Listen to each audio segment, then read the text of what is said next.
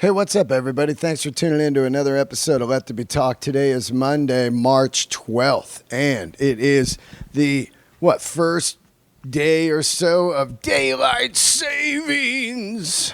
Fuck, man. So stupid, daylight savings, you know? I want to be like Arizona or Hawaii, I think. No daylight savings. But then it's like, which side of the clock do you pick? Do you pick it to where it's light out later or light earlier? I go, I don't know. I don't know I mean, as a comedian, when I was starting out, I always hated that it was light out still at like 9 o'clock because that's when I was going on, like 7, 8, 9. It'd be all sunny out still. Hard to make people laugh when the sun's coming in the fucking room like a laser. You know, there's something about comedy. It has to be dark outside for people to really enjoy it, I think. Anyway, I don't know. Daylight savings. I don't even really remember. Did you lose an hour? Are you sleepy? Are you awake? Whatever. Anyway, happy daylight motherfucking savings.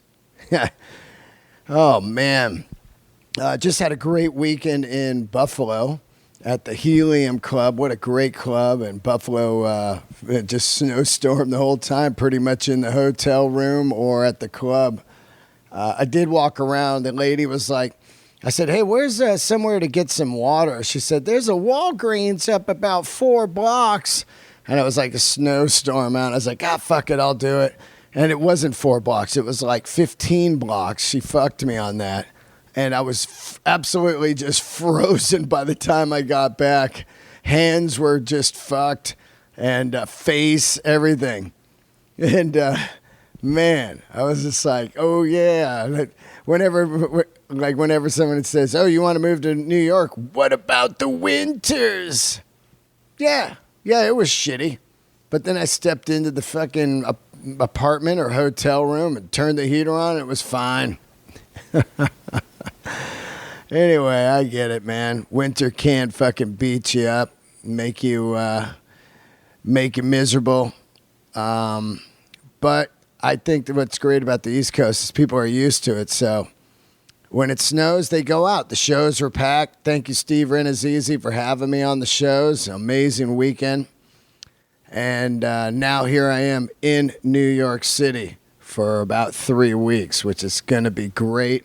And I'll be at the Stand pretty much every night. If you want to come see me, the Stand every night. And, yeah, I'm looking forward to this run. Great guest today. Oh, my God. I love this man. It was an honor to have him on. Talk about guitar gods. I'd been trying to have him on for like a year. And it finally happened. And, you know. It was pretty epic day.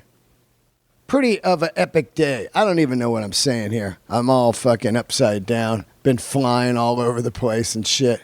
It was an epic day. It happened last week. Did it live in the Comedy Store. Mr. George Lynch, guitar god from Dokken, Lynch Mob, and many other amazing projects. We get into all the stuff he's doing on here today. And also, we talk some vintage gear, we talk cars, and we talk a little bit about life and the Hollywood rock and roll world of the old days and the new days. I loved him, and I'm looking forward to having him on again, and it's great to call this man my friend now, which is incredible. And he will be playing at the Bon Scott Tribute April 3rd, which I think there's only 41 tickets left.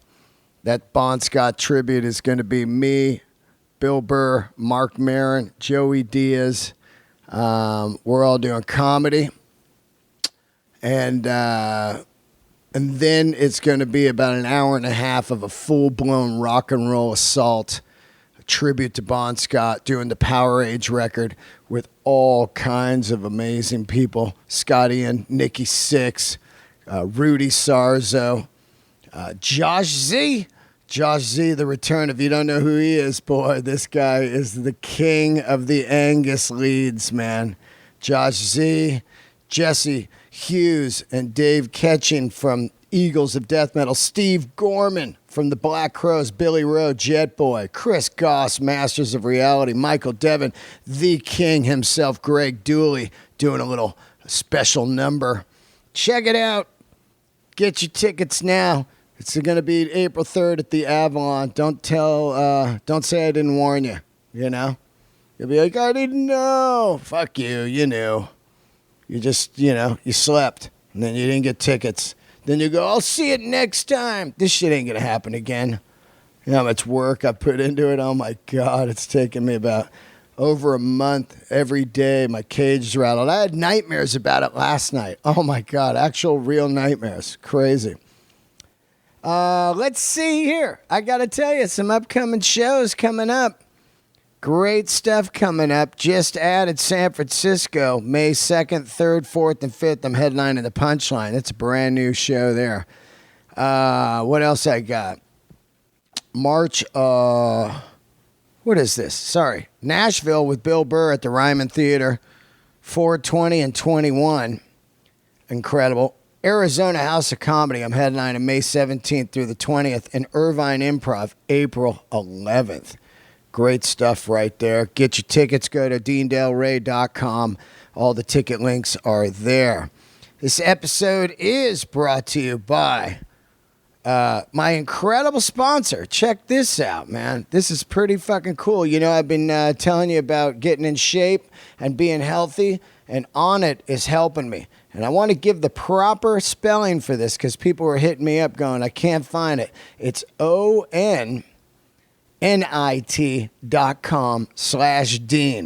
Onnit, ONNIT.com/Dean, and get 10% off any of your order. But here's something really cool. I've been talking about Alpha Brain. I take this stuff. It keeps me focused before I get on stage or before I do a podcast. I should have taken it before this intro. But this stuff is incredible. And if you right now, go to onnit.com/Dean. For a limited time, they're going to give all my listeners a free bottle of Alpha Brain to try. Come on, man. How cool is that? I think it's like $65 a bottle. There is no excuse not to go get this free bottle of Alpha Brain. I did it myself. I hope they don't even notice that it's me. Another bottle. Anyway, that is a free bottle of Alpha Brain. Go to Onnit, ONNIT.com/Dean. Everybody keeps asking me, does it really work? Well, now it doesn't even matter if it doesn't work for you or not, which it will, but I'm saying you're not spending any money, so go get it. And you'll also get 10% off anything else. I'm using the fish oil, the joint oil. Oh, man, I love it. I'm using the Alpha Brain New Mood. I love that stuff. And I'm also using their protein powders, grass-fed protein powders. Onnit.com/Dean, ONNIT.com. What a great sponsor, actually. I love just spreading the healthy living. Hard to eat healthy up here in Buffalo while I was up there, just, ooh. It was all buffalo wings. Once in a while, you fall off the wagon. I don't know where you guys listen to your Let There Be Talk podcast. There's a new way now to listen to it. It's available on Spotify. How cool is that? Spotify's making it easy for you to stream my podcast and many others on your mobile device, desktop app, and smart speaker. Open the app on mobile or desktop, click on the Browse channel, then click on the podcast section. Take me with you wherever you go, thanks to Spotify. How cool is that? I'm on Spotify now, man. That is just great because I know so many of my friends use Spotify. Now you can listen to my podcast right on Spotify. Like I said, open the app on mobile or desktop, click on the Browse channel, and then click on the podcast section, and boom, there I am, Spotify. Do not sleep. Thank you, Spotify, for adding my podcast. So damn cool. I guess that's about it. Great donations this week. I wanted to give a little heads up. If you are donating on Patreon, I am leaving all kinds of special stuff on the Patreon app now. Special content, photos, inside interviews with my guests once the mics are off. I'm doing a little green room shout out, stuff like that. All kinds of stuff, special stuff for you Patreons. I appreciate you guys, and you keep the motor going here, which is incredible. It's patreon.com/Dean Del Rey. Go look at all that new content I'm putting up daily. And if you want to donate, great. Ara Demirian, thank you for your incredible donation. Greg, which you leave no last name on Patreon, it's just Greg. Thank you for your upgraded pledge. Thank you, Greg. And yeah, all that. You guys are great. Patreon.com/Dean Del Rey. Thanks for tuning in to last week's episode with Colin Hanks. It was one of my favorite, and it looked like you guys loved it. And what a sad, sad tragedy. The day we dropped it, we lost the great Russ Solomon, the owner of Tower Records. Long live that man. He lived a long, great life, 92 years old. He is a legend in my eyes. And go watch that documentary on Tower Records that Colin directed in celebration of Russ Solomon. What an incredible human, man. I love it. I love you guys. Come see me at the stand here for the next 3 weeks. Looking forward to seeing you guys. And let's keep the candles lit. Here he is, the rock god himself, Mr. Scary, George Lynch.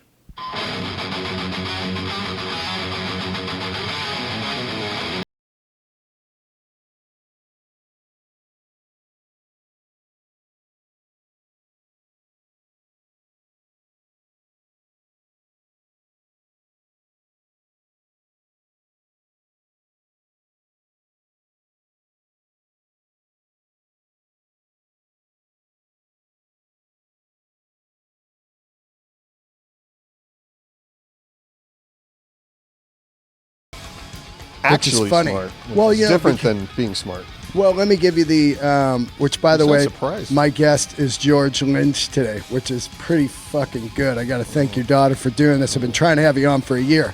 You seem really surprised when I told you how old I was. Get the fuck out of here. Well, you You're said like, we could talk about anything. you're like my age. How old are you? Well, you know how old I am. I just told you. You're 54. 50. Wait, when were you born? No, you're born in. Add 17, subtract by 2, and multiply by 4.5. How old are you, by for pi. real? 63. 63. No fucking way. For real? Ask Mariah. She's sitting right here. I'm her dad. 63? Holy shit, What do dude. you want me to do? You look great. And you're I'm still alive. 63. Yeah. Yeah. Don't remind me. It's interesting because a lot of guys aren't alive, you know, from that era. You And it's know, not a sexy age. 63. Yeah, it's not a lot of chicks looking for 63-year-old rockers. Yeah, but you don't look 63 like it. To me, I thought you were a couple years older than me. I'm 52, and I always thought maybe you were like about 56. Yeah, but I mean, we're not counting beans. I mean, you know, from 50 or whatever to 90, it's all the same. It really is. You know, when you're a kid and you're like 15, it's like, whoa, 16, that's a big deal from 15 to 17, right? Yeah, right. But 52 to 71 is kind of like all the same thing. Yeah, especially to girls, they're just like, he's old. Yeah. That's why God invented light switches. Yeah, light switches. Right next to the bed. You work out though, right? What? You work out. Just like the song, dude. Look at this. I didn't get this for free. I mean, this didn't just happen. What do? Do you gym it up? I can't talk about it. That's all secret shit, dude. Yeah, it'll be in my new workout book and video DVD. You got that coming out? My new video fitness podcast. Mr. Scary's workout. Hello. I love you, dude. I just do normal shit. I don't do anything spectacular or mind-boggling, and I try to keep up on the latest, greatest stuff. And I quit sugar. There's one of the huge ones right there. Right, don't do that. Sugars. I remember watching this. Remember Wally George? Yep. So he's a Orange County Christian televangelist that was on local cable. I remember. And Striper always used to be on it. Yeah. I'd watch it to watch those fools. And those guys. Well, you play with one of them. Well, yeah. That's another story, but we'll get into that. But yeah. But I like to watch bands that are into Little Baby Jesus because it's interesting to me. And I always thought it was absurd. Right. So they go on and they'd have this. They'd be in their bumblebee suits, and Wally George would be there with his coiffed hair, and they'd be. It's just so surreal, you know. So I loved watching it because it was just bizarre. And then, what was my point? You were talking about sugar. About sugar. Oh, they had another guest, another preacher that came on, but this preacher's whole thing, his whole shtick was, sugar is the embodiment of Satan, literally. Yeah. And even Wally George was like, this fucker's nuts. This fucker's batshit. Well, you know, as much as people think there is a Satan in the Bible world, that there's a Satan, you know what I mean, and there's a God and all that. I would look at sugar as some kind of an evil, a more tangible evil than the fictitious something mythological Iron Age, silly evil to get us to be Are you a greedy religious and fearful. guy? No, I'm a non-religious person. Yeah, me either. Well, the reason I do records with Michael Sweet is we're working on a concept album, right? And the concept is it's sort of the yin yang, good versus evil, black white, devil angel thing. Which none of that. I don't believe in any of that. Right. You know, in hard contrarian forces, but you know, everything's a gray area. But in my opinion, and I think in the opinion of things that matter, like, you know, factual science, empirical science, and so forth. But so the record that we're doing though is this concept of you know, I speak to the truthful argument and he speaks to the mythological argument of Christianity. That's amazing. Belief system that he supports. He really believes in that stuff? I don't think most people do, especially people that are intelligent or have means. In other words, meaning the people in the quarters of power, for instance, congressmen, that are millionaires, I don't think they really believe in the bullshit that their evangelical base propagates, but they pretend to believe it because it gives them power and you know, power and money and all the things that come with that. But I don't think they truly believe that, because I think what it appeals to is people's sense of greed and fear, and you can control people with that. And I think it's a good bet that most people will buy in, because it's like the greatest insurance policy ever devised, meaning, you know, the idea of salvation. In that there was a philosopher named Pascal who presented the argument, and it was called Pascal's wager. I don't know if you're familiar with it. No. So the idea is that if you sell people on the idea that you can live for eternity floating on a little cloud with baby Jesus playing a golden harp, or burn in hell, and all you have to do is pretend to believe, you'll probably buy that insurance policy because it costs you nothing. And you're also going with the flow of the larger society, which is very difficult and emotionally draining, you know, mentally draining to be against the norms, you know what I mean? To be that guy that's swimming upstream against the cultural current. So for all sorts of reasons, you know, it's easy to say yes to a ridiculous idea if it makes your life easier, and if your superego is buying into the idea that you're going to live forever. Also, if you have no backbone and you don't really have anything, you're like, well, this is what they do, so I do it. You know what I'm saying? A lot of people just that's how cults start. You know, Jim Jones, all that stuff. I'll be a Nazi. Yeah, what all that fucking weird shit of like, I don't know what I am. Oh, I guess I'm this. You know, what's happening in the country right now? It's pretty radical. You know, it's an interesting landscape, especially me being in comedy. And it's funny to think back in the day, PMRC, you know. We thought we had problems back then. Yeah, and we laughed at that because it actually helped record sales. You put that sticker on, and then all of a sudden people wanted the stickered record. So it actually helped. But the lunacy that we are here in 2018, and people are offended, and they are, I think it's because of the internet. They all have a platform now. It's crazy that we're backwards, you know? I don't know how people are offended these days. Unless somebody hurts me physically I don't give a fuck what's going on. Just don't kill anyone or steal their stuff or whatever. Who cares? Well, we were talking about it's very easy to offend somebody that's religious. Yeah. You know, and I think that's ridiculous. That's ludicrous. I mean, everybody should have to be able to back up their belief system, especially if there's ramifications for that belief system. In other words, if it creates harm. I mean, in my opinion, you can believe anything you want to believe as long as it does no harm. Exactly. But once it's harmful and others pay a price for your belief system, you have to at least answer and quantify it or qualify it, you know. Right. Which is impossible to do. Yeah. Religion. It's impossible. Yeah. Unless you just want to turn yourself into a logical pretzel. Yeah. It's so funny because we sat down and I was like, yeah, I heard you're actually smart. You know what I mean? And the funny thing, the reason I bring that up is I played music most of my life. And you always wish for guys in the band that would be you and I conversation, but you're always going to have the rock buffoon, the party guy, all that stuff.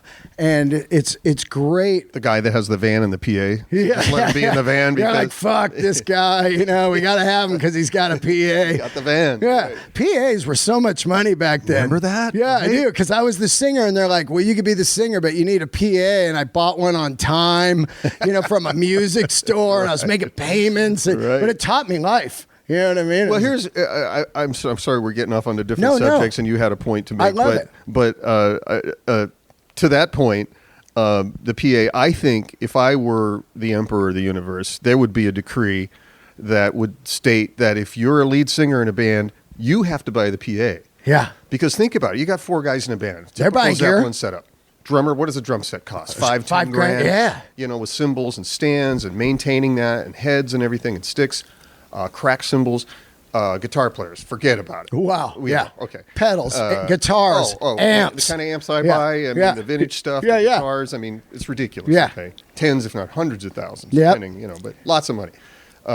Bass players, to a lesser extent, they can get away with less, but still. Yeah, an SVT, a bass. Singer walks up with maybe his own microphone. Yeah, maybe. Not even wireless. Yeah. That's it. Yeah.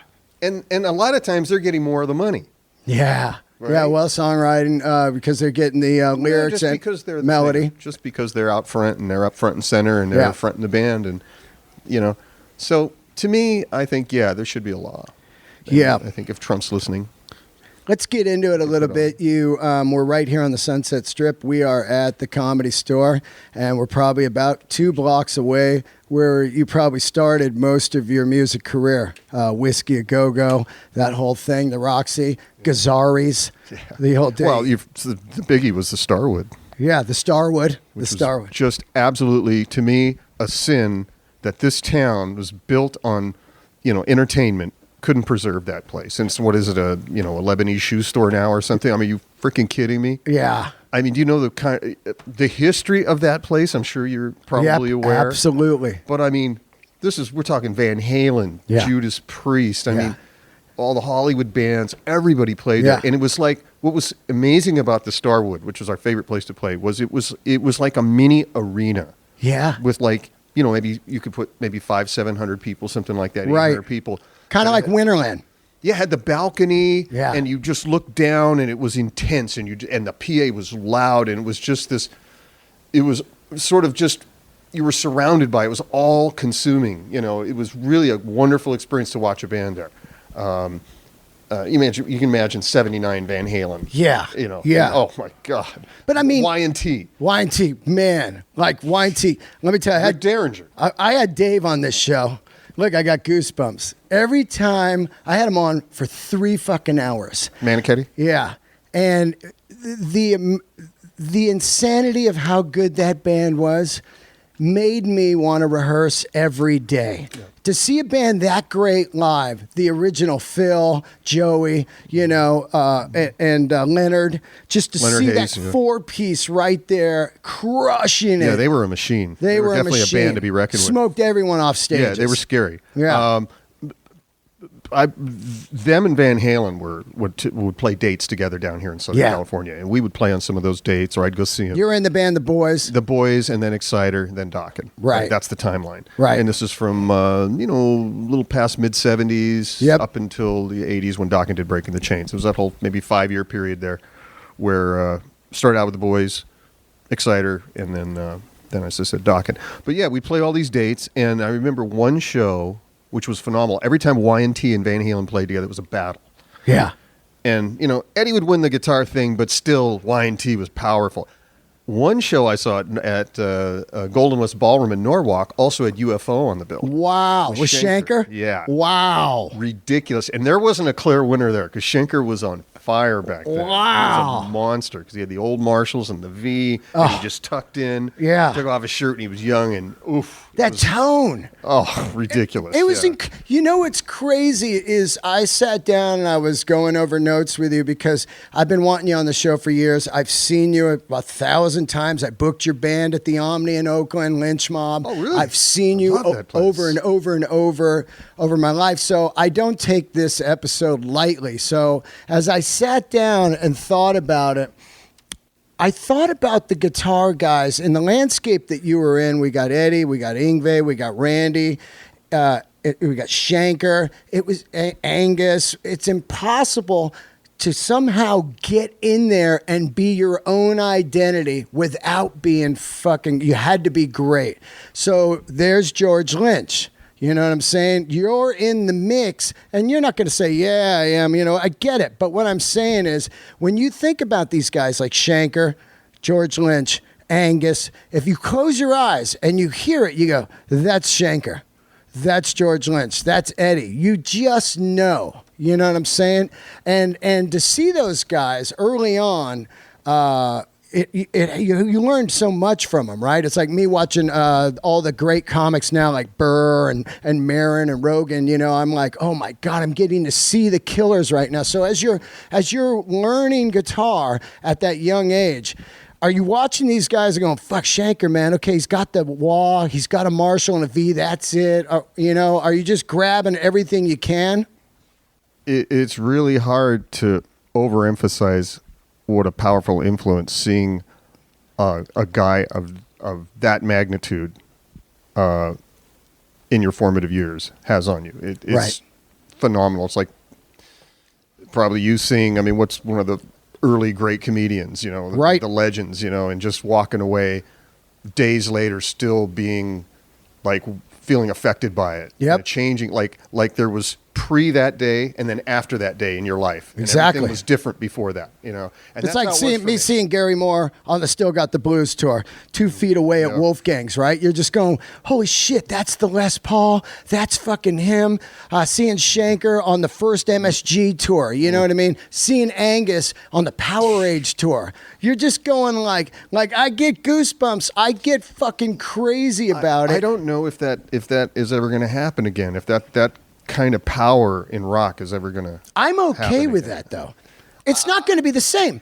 They're going to show up. Is there going to be another Blackmore? Is there going to be another Iommi? Is there going to be another Eddie or any of these guys? And I don't think so. No. You know, Beck, I mean, that already happened. And I keep looking for that. I keep like, where's that next guy? How is it even possible that the next guy could emerge? Where's he going to come from? What's he going to be like? Because everything's been said. There's only 12 notes in Western music. How else can you reinterpret the same thing over and over again? It's all been said. It's all been stated. It's all been documented.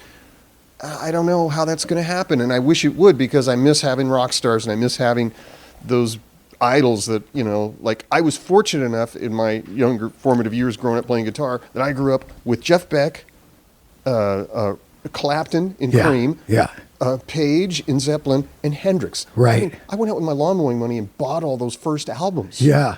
And put them on my record player and played along to them and didn't even know who these guys were. Right. They were new bands. Yeah. Nobody had ever heard of it. Hey, have you heard of this band Led Zeppelin? Yeah. No. I think so. And you heard it on and just hit you in the head like a hammer and you're like, holy shit. And you'd play that record until the needle wore out or the record wore out. And you'd play along with it and play along with it, trying to absorb it through osmosis and make that part of you, you know. It's just, I was so fortunate. I don't think you have that today. Now you have guys like Animals, Leaders, Tosin, or you know, Meshuggah guys, or you know, dozens of guys that are just monster 8-string, 10-string, multi-hand tapping shred monsters. But it still doesn't have the same impact. It's not as profound as the Four Horsemen. Well, you got to look at life is just so big now, and I think a lot of it is the internet, of course, but you're a kid, we got nothing. We got a car radio, we got a BB gun, maybe a go-kart. It's so fucking simple. And then here comes a guitar and a Marshall amp, and you just go like, what the fuck? Now There wasn't a lot of options. Yeah, there wasn't a lot of options. And I can deal with that because I do think right now, and I'm 52, and when people say there's no good music anymore, I just laugh in their face. There's so much great music. It's not going to... Almost the opposite problem. There's like too much good music. That's the problem, yeah. It's not going to hit you like when music first hit you. I used to do drugs. Look, after you do coke for a long time, it doesn't hit you like it did the first year. You're picking up the sack from a dealer, waiting in your car. You do the coke. You're like... Good old days. Yeah, we're on coke. You know what I mean? My point is, there's great fucking music out there, but there's not going to be the dude, because it's been done. It's been done. But I always laugh at people that need to somehow rekindle that, like they should get back together. And I go, well, if they did, what era did you see him? And they go, well, I saw him under lock and key. And I go, it ain't going to do you justice. You know what I mean? I want it to happen for you guys as, like for the fans and stuff. But I think if people need it for some reason, and then they go and they're just filming it with their fucking cameras and not even they're destined watching. to be disappointed. Yeah. That's, maybe with certain aspects of the Reformation. I think there's two kinds of bands with legacy bands, not to oversimplify, but it's my characterization of older bands like Dokken, Right. or let's say Rad or Van Halen or any band like that. There's bands that have one sound, they do one thing, and they don't change it. They're like Coke, don't change the recipe. Right. And then there's other guys that are built differently that feel compelled, to keep like being a shark and keep moving, keep feeding oxygen, or they just die. Yep. And change and evolve, and like a Neil Young. It's good or bad, right? And they still have a sort of a thread, that runs through all their work, their body of work that defines them.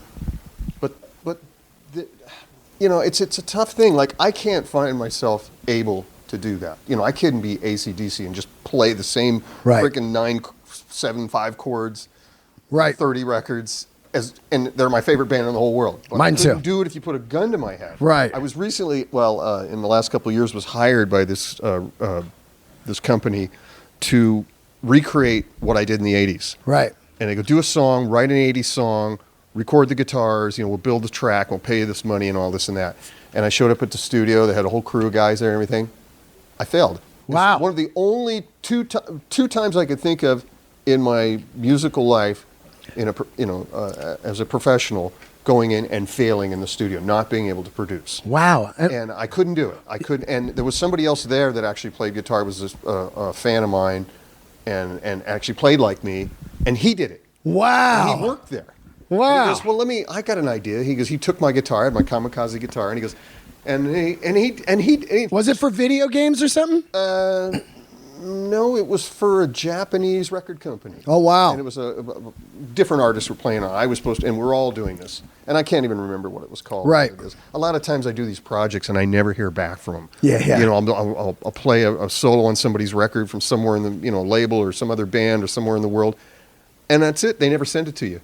Yeah. So I'm actually, this is a different subject, but I played on this German record for this guy named Udo Lindenberg, Udo Lindenberg in Germany in 1981. And I did that because I was stuck in Hamburg, because I'd flown over there with Dokken to do Breaking the Chains. And we're stranded there.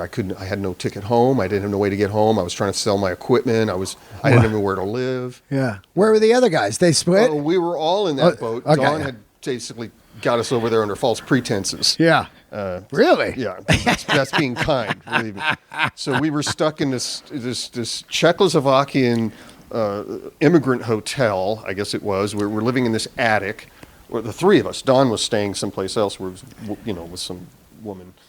But we were in this one room in this attic. It didn't have a lock on the door. It had a shower stall in the middle of the room. Yeah. Glass shower. in the middle of the room. So we had no money. So basically, our entertainment was watching each other shout. We call it the Homo Solo Kino. Just locker room rock. This is like, what else is there to do? Okay, I'm going to take a shower. Okay. Wow. Watch that.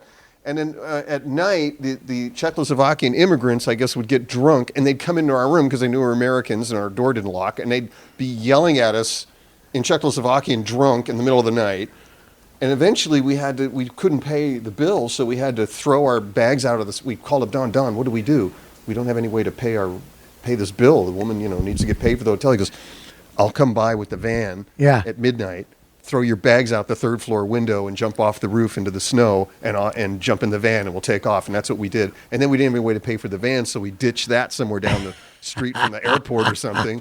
We got sued for all this later. We had to pay for all of it, believe me. It's just free lunch. That's the beauty of early rock, right? You're a team. You know what I mean? Well, it's like the Who Live at Leeds, all the paperwork in that. Do you ever see that? Yeah. The police reports of them stealing gear and all the refusal letters from all the big labels. Yeah. But to get back to America and back to my family and my kids and everything, I got an opportunity to write 5 or 6 songs and play guitar for this guy, Udo Lindenberg, who was the biggest German-speaking or German-singing artist in Germany. Right. He's like the Bruce Springsteen of Germany. Yeah. He has been for like 50 years or something. You know what I mean? He's just like a legend there. Like Vasco in Italy, same thing. Which I worked or the dude from Baywatch. Much bigger. This guy's no, but I'm just saying, he's big somewhere. Like I forget where he's like big in David Hasselhoff. Huge in Uzbekistan or something. Yeah. And so the guy paid me. This guy paid me, and actually Juan Crucier from Rat was playing bass, and Mick Brown was on drums, so we could all get paid. We got paid like 800 marks. This is back before the euro, which bought us all flights home. That's how we got home. And I remember somebody is sending me the record. I never heard the record. It's been 1981. Yeah. It's been, that many decades. And I'm really curious to hear it because I want to know what I was doing back then. Because this was right around the same time we wrote Breaking the Chains. Wow. Kind of like maybe leftover stuff that didn't make it on Breaking the Chains. I kind of regurgitated it and reinterpreted it. And that's gave amazing. It to this guy. And I remember the singer, Udo Lindenberg, walking in. I think it was a couple of day project or whatever, a few days. And he walked in with his entourage. He was dressed like Vlad the Impaler with all this black leather and this big black leather hat and his coat, trench coat. And this fleet of Porsches drove up, and he had this whole entourage, and he walked in like this wind came in, And it was just insane. It was very impressive. And you are my band. He didn't speak English at all. And he goes, okay. And he walked right up to the mic, and the producer handed him a stack of albums. And he read the lyrics off all the albums right onto the record, and then he walked out. Just different people's lyrics? I remember distinctly Foreigner. Wow. He was reading the words. He's just doing head games on some song you wrote? Reading it in English, I think, and then singing it in German and maybe changing it. Wow. I don't know what he did because I don't understand Deutsch. Yeah. That's a great story. It's a great So somebody sent it to you? It's on its way. Yeah, wow. I haven't got it yet. I'm really excited. That now, right around 79, 80, 81 is really kind of that weird era. We've got the guitar gods of the 70s, which Frank Marino, oh my God, what a god. I always tell people, I don't think you understand, but there was a point where dudes like Robin Trower were selling out 50,000 seats at Oakland Coliseum. Saw him right here at LA Coliseum. There you go. Frank Marino, Pat Travers, these guys, Edgar Winter, and Johnny Winter together, that kind of stuff. But right around there, you've got this 70s stuff. And Queen. Then, what's that? Queen. Brian May. Yeah, all that. ZZ Top. But then comes Leslie West. Yeah. Winter. Yeah. A lot of them.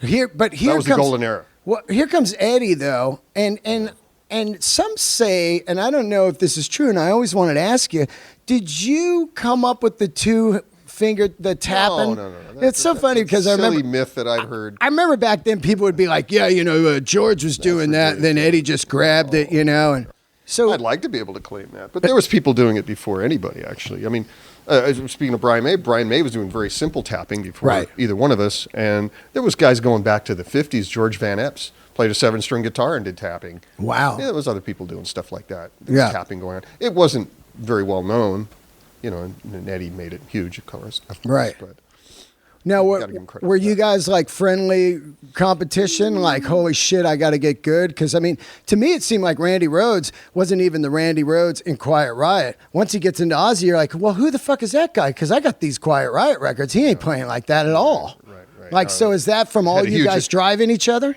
That I think in Randy's case, it was partly due to the fact that he had now tremendous resources and pressure and expectations. Yeah. So he had, you know, the magic combination. Also, he's a very deep musician. You know, he's a great musical mind. Classically trained, all that, Yeah, very. And so what was I think the magic nexus with Randy was all that deep classical training, and along with the, you know, post-Sabbath Ozzy machine, all coming together with little nudge from Eddie, you know, you know, in his back seat, you know, just kind of, you know, kicking the rear seat, just like, you got this guy over here too. People are going to compare you to. We were all thinking that. I mean, Eddie was a catalyst for all of us to kind of step up our game for sure. Were you hanging out with Eddie at all? Just when we played shows. Yeah. Was he a cool dude? Like, he'd be like, hey, check this out, or was he secretive? Because when I saw him, he would turn around. You know what I mean? Like, play a lot of the tricky stuff. Oh, you mean on stage? Yeah, in the dark. Like, you'd be like, what's going on there? Yeah, he was up front. I mean, you could see what he was doing. It's just good luck, you know, trying to emulate that, which we were all trying to do. Yeah. Yeah, but and then personally, he was very quiet, you know, reserved and shy, but he was a monster. Yeah, it was terrifying, actually. It's so mind-boggling to me that it's not even real. You know, I'm in the third row or whatever at Oakland Coliseum. It's a force of nature. You're just watching this going like, what the fuck? I think a great thing to think about, too, back then with you guys, where you were building your own guitars, you know? So you really understood the soul of the machine. As corny as that might sound, like guys that go out and drag race, they build their car in the garage and they go out. And Charvel was such a big fucking a player in this game, man. Once you played a Charvel to me, you were like, oh, well, this is like almost plays itself, you know? Charvel is the rock machine of the era. I mean, it defines the era of SoCal rock guitar. You know, the Jakey and the Warren from Rat and myself and Eddie, obviously. It's that whole Sam Demas vibe. Yeah. It's wonderful. Just One Trick Pony, Boogie Bodies, Warmouth, Wayne Charvel, Grover Jackson, that whole thing. I used to live out there basically and just soak it up. It's fucking incredible, right? Yeah, and then the thing is, I thought about this over the decades. It's like, you know, you analyze everything in your business and you try to think, well, what are the elements that make up a good sounding guitar, let's say. And at the end of the day, all the rules break down. Yeah. It's just entropy. It's just chaos theory. Sometimes, and sometimes it works. Yeah. So you think, well, a lighter guitar, you know, a more open grain, this kind of fretboard, or these kind of frets, this kind of pickup, a relatively low output pickup, you know, Alnico versus ceramic pickups, all these kinds of things, floating bridge and non-floating bridge. You put them all together, you think what works best for you, and then you pick up something that's the opposite of you think that should work, and it works better than everything else. Yeah. So sometimes you just got to throw, I mean, 40-something years of trying to figure this out, ultimately I just throw it all out the window.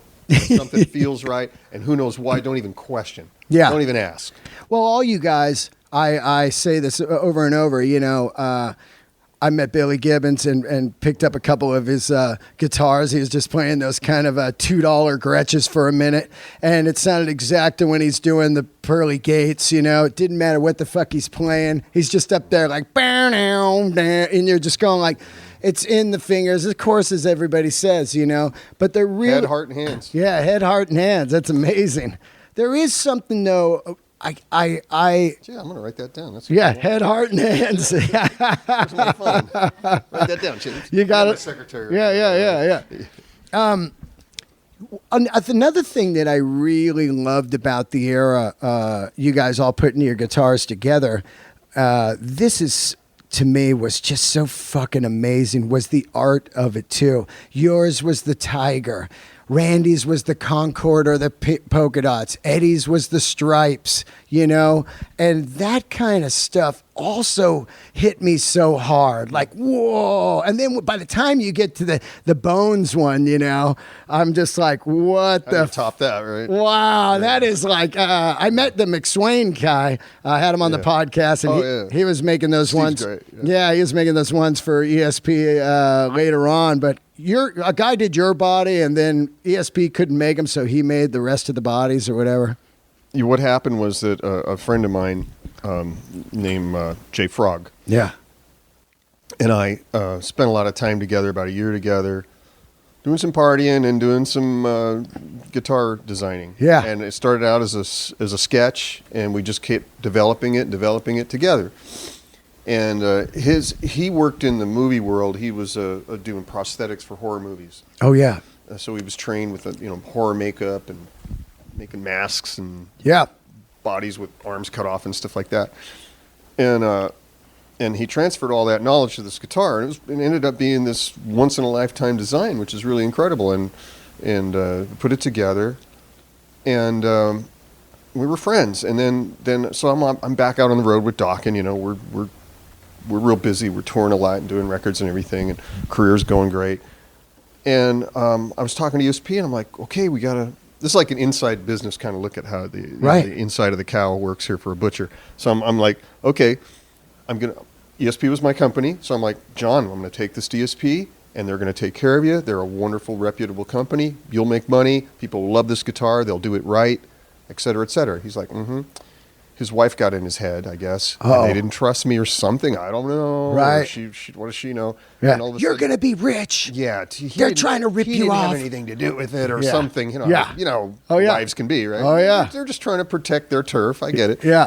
And so I find out he never contacted me, but he went and sold the rights unilaterally, as himself as the owner of the rights to this guitar, to Ed Roman, who's infamous for being notoriously corrupt and unfair and a lying, stealing piece of shit. Right. I mean, he's just well known across the industry, across the board for, I hate to say that about the guy, but that's what he is. And he's passed away. And so this company now had the right forever and perpetuity throughout the universe to market this guitar, and they went after anybody else that was trying to do anything with it. So Wow. they sued ESP. In the meantime, based on my discussion with them, preemptively made 25. Steve McSwain was one of the people that were working on those 25 guitars. They made 25.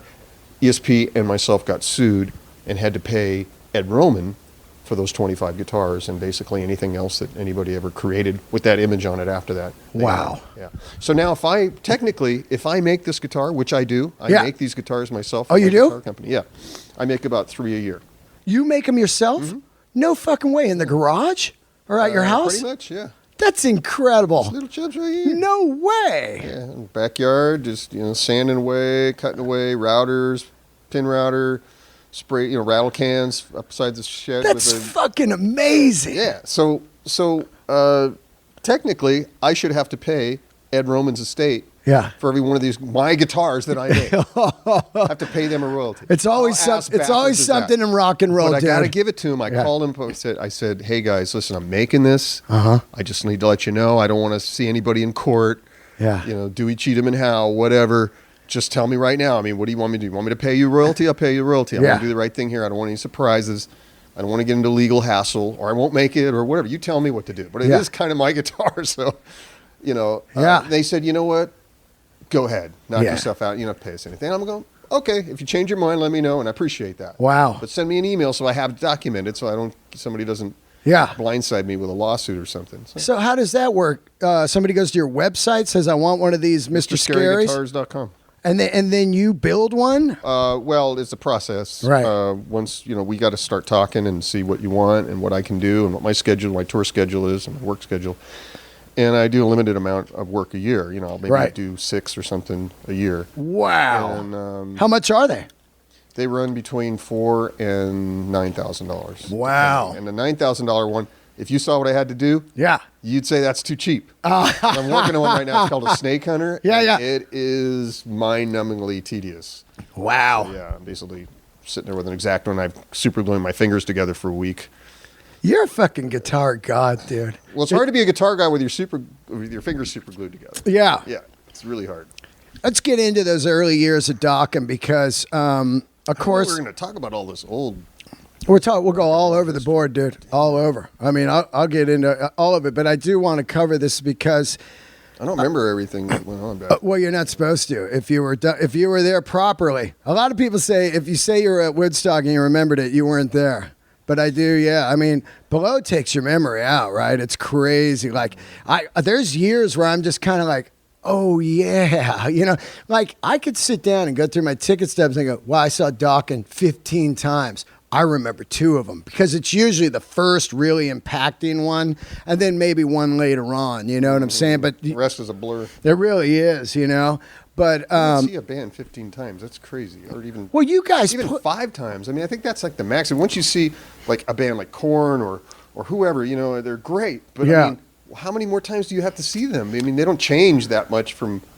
well, you got to think about you'd come through maybe opening for someone, then you come back through opening for someone else, then you're headlining, then, you know, there's like 2-3 different nights. Maybe I see you somewhere or Sacramento, then I see you in San Fran or Oakland or, you know what I'm saying? It just happens to start stacking up if you dig a band, you know? And there was a period between, you know, Tooth and Nail, Under Lock and Key, man, where it was like Dokken was fucking the shit, you know? We were working a lot. Yeah. We opened up for almost every That's headliner in the business. That's what I'm saying. And that's because we had a fantastic manager, Cliff Bernstein, Q Prime. Oh, God. Legendary. He's a god, right? Right, he is. I mean, Metallica, you know? Metallica. Still to this day. Queensryche. He managed the Rolling Stones and Madonna. I think not Madonna.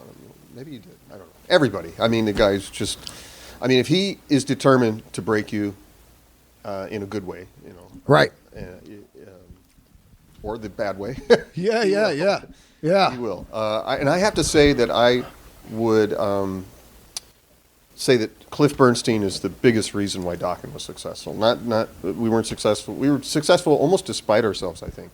'Cause Right. I don't think we were really the magnitude, talent-wise, of a band that had it so together that we were undeniably, we just had to be famous or semi-famous or whatever you call it. But it was the power of Cliff Bernstein, really, that had the radio promotion people in his back pocket, the publicity, the labels, and he had all that clout for Metallica and, you know, all the other bands that he worked with.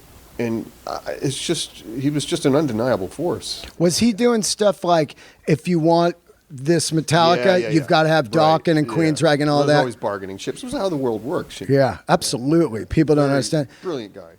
I'm going to say that you're probably right because I had a meeting with a big manager this morning, and when you have the power of that, but at the same time, to make the longevity of it over a one-hit wonder, you have to have the songs too. And what was happening with Dokken at the same time was you would have 2 or 3 smashers off each record, and then you would have his power. So it's a lightning in the bottle. You're right there. And in the sense that we did have the chemistry in the writing is absolutely true. And I can't give Q Prime credit for that.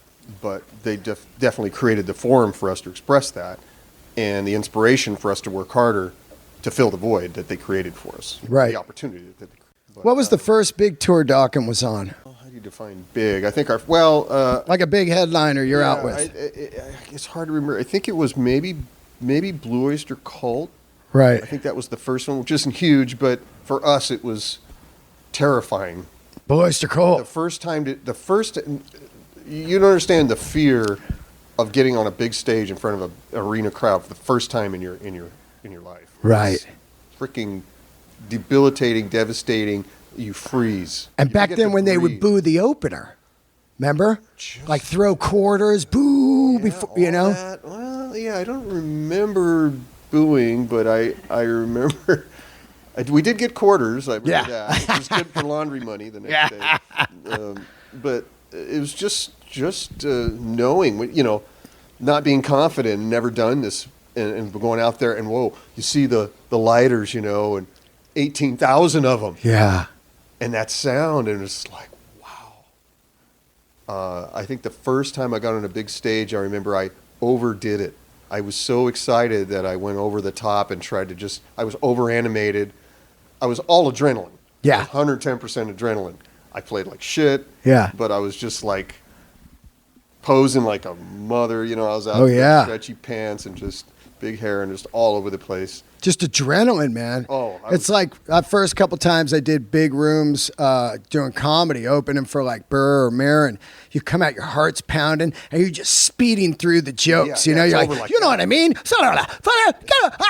And then you go off. 35 minutes is like it's over. Yeah, and you're just like. In those days, 35 minutes, we had a 35-minute set. Yeah. I mean, that's 6 songs. Yeah, 6 You're songs. off before you even realize it, It's so weird. I remember specifically getting to. Crocus was another early one. Crocus. Like which record? Like the Long Stick Goes Boom. Long Stick Goes Boom. Headhunter. Yeah. Ooh. Eat the Rich. Oh. I like that actually really. What a singer, huh? Strachey.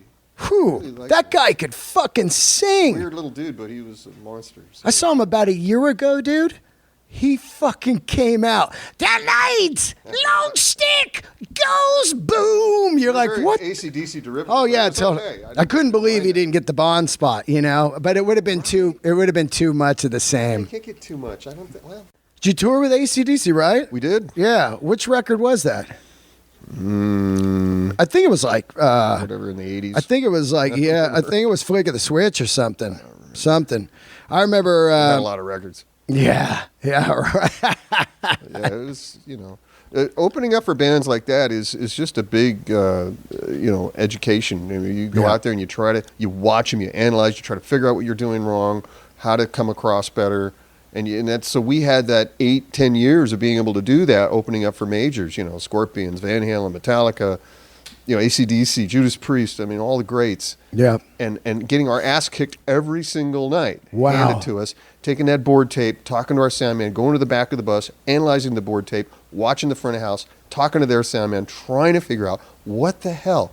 You guys were doing that? You would listen to the like board scientists, tapes? like Like four scientists. guys in the back of the bus? Passionate about finally we've got to get there. We've got to be this headliner. How do we come across with that kind of impact? And we learned a lot doing that, That's Kiss, amazing. Like Kiss would blow us away because we opened up for Kiss. Yeah. And we all dug Kiss in the early days because of the look and everything. But musically, I was kind of like, Yeah. And so we'd open up for them. We go, well, these guys aren't, they're not, it's not Yngwie. It's not Eddie. It's just like, whatever. It's rock and roll. I get it. But how come we are not blowing these guys off the stage? Right. And we figured out a lot of things. A lot of it is just nuts and bolts technical stuff. It's not about how good you're playing. The songs are the songs, of course. We had songs. They had songs. Right.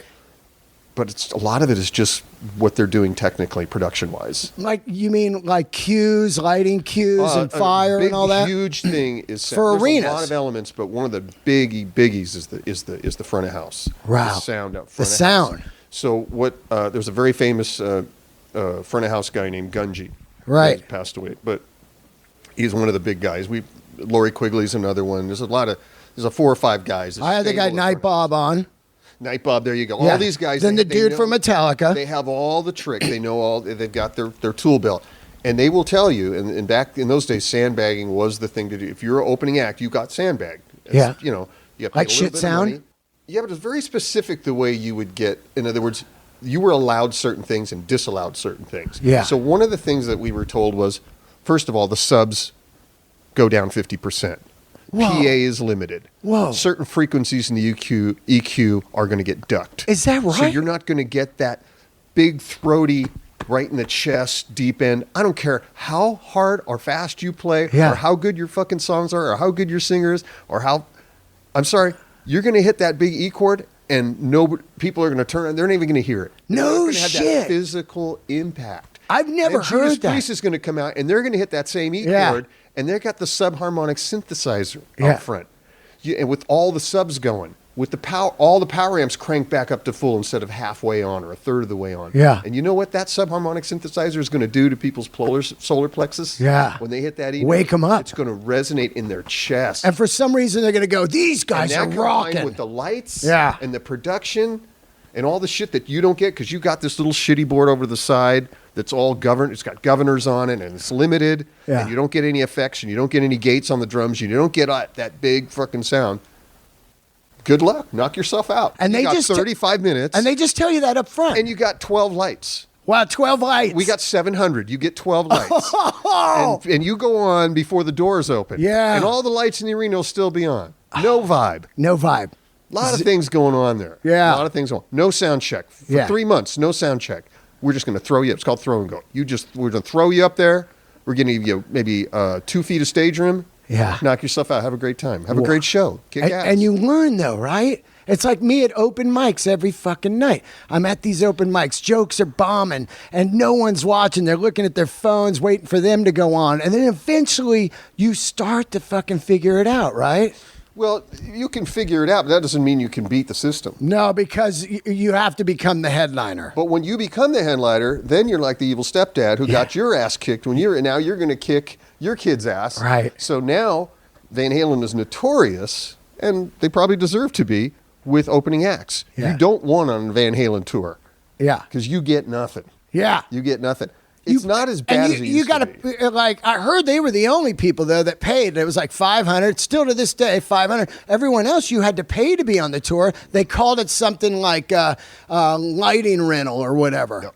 And you would pay, like, so your record company would pay for you to be out with Kiss. There's or a lot anybody. of different models, but now pretty much across the board, headliners, I can't tell you how many headliners do this, but another income stream for headliners is to get the opening acts to pay you to be on the bill. It's amazing because all these people, when I was growing up, and you're making a great point right now, these people would always say, you know, my band didn't have a proper shot because the clubs had pay to play and I just couldn't fucking do it. Fuck them. And I thought to myself, if you understood, that's just the entry into the music business. It's going to get way worse after that. It never went away, pay to play, from even a giant touring band. You know what I mean? It's just what it is. So I think the pay to play was the first step to get the weak out of the way. You know what I'm saying? Because it's not easy. Yeah, I mean, listen. Okay, I'll give you another sideways example of the argument that you're making. How about a band that comes along? I don't want to name the band, but how about a band that comes along, and there's a guy in the band whose family owns all the oil companies in the world, right? And he flies around in a G6, and he's got $1 billion. Yeah. Okay. Now, this band exists. It's out there. Right.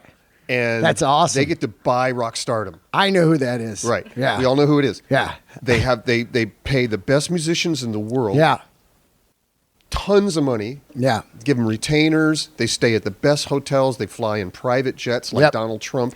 They're freaking. They do 3 shows. It's like rock star camp. And they buy on every freaking tour. Right. They've got full crew. They got production. They've got front of house. They got tour managers. They got production managers. Everybody's got their own tech. Right. Full crew driving around in a fleet of buses, private jets. Everything's completely taken care of, carte blanche. And they've never written a song. They haven't done anything. It's not real rock and roll. It's not real. But they bought on to every tour. Right, but listen. They bought rock stardom. Shit like Does that matter? Shit like that used to bother me. Like rich kids in any kind of game. You know, rich kids in any kind of game, like rock stars or movies or whatever. Oh, the guy's dad pays all his bills. That shit used to bother me, but at the end of the day, you realize no one even knows who they are, and they never have street cred, and they never, ever get to the next level. But what if they did? And would it bother you? If they did, there's so many other people that got in weird ways. When you look at the pie, you go, okay, they bought their way in. Okay, over here, Uncle is president of CBS. Isn't that how corporate America works and how wealth is distributed through generations around the world? It's brutal. Look at Donald Trump. Right, it's brutal. Look at his family. I mean, it's all nepotism. I get it. I'm saying. It's all game in the system. But what I think is... So why shouldn't it be okay in rock and roll? It's not okay. I'm not saying it is okay. What I'm saying is no one cares as far as artistic value.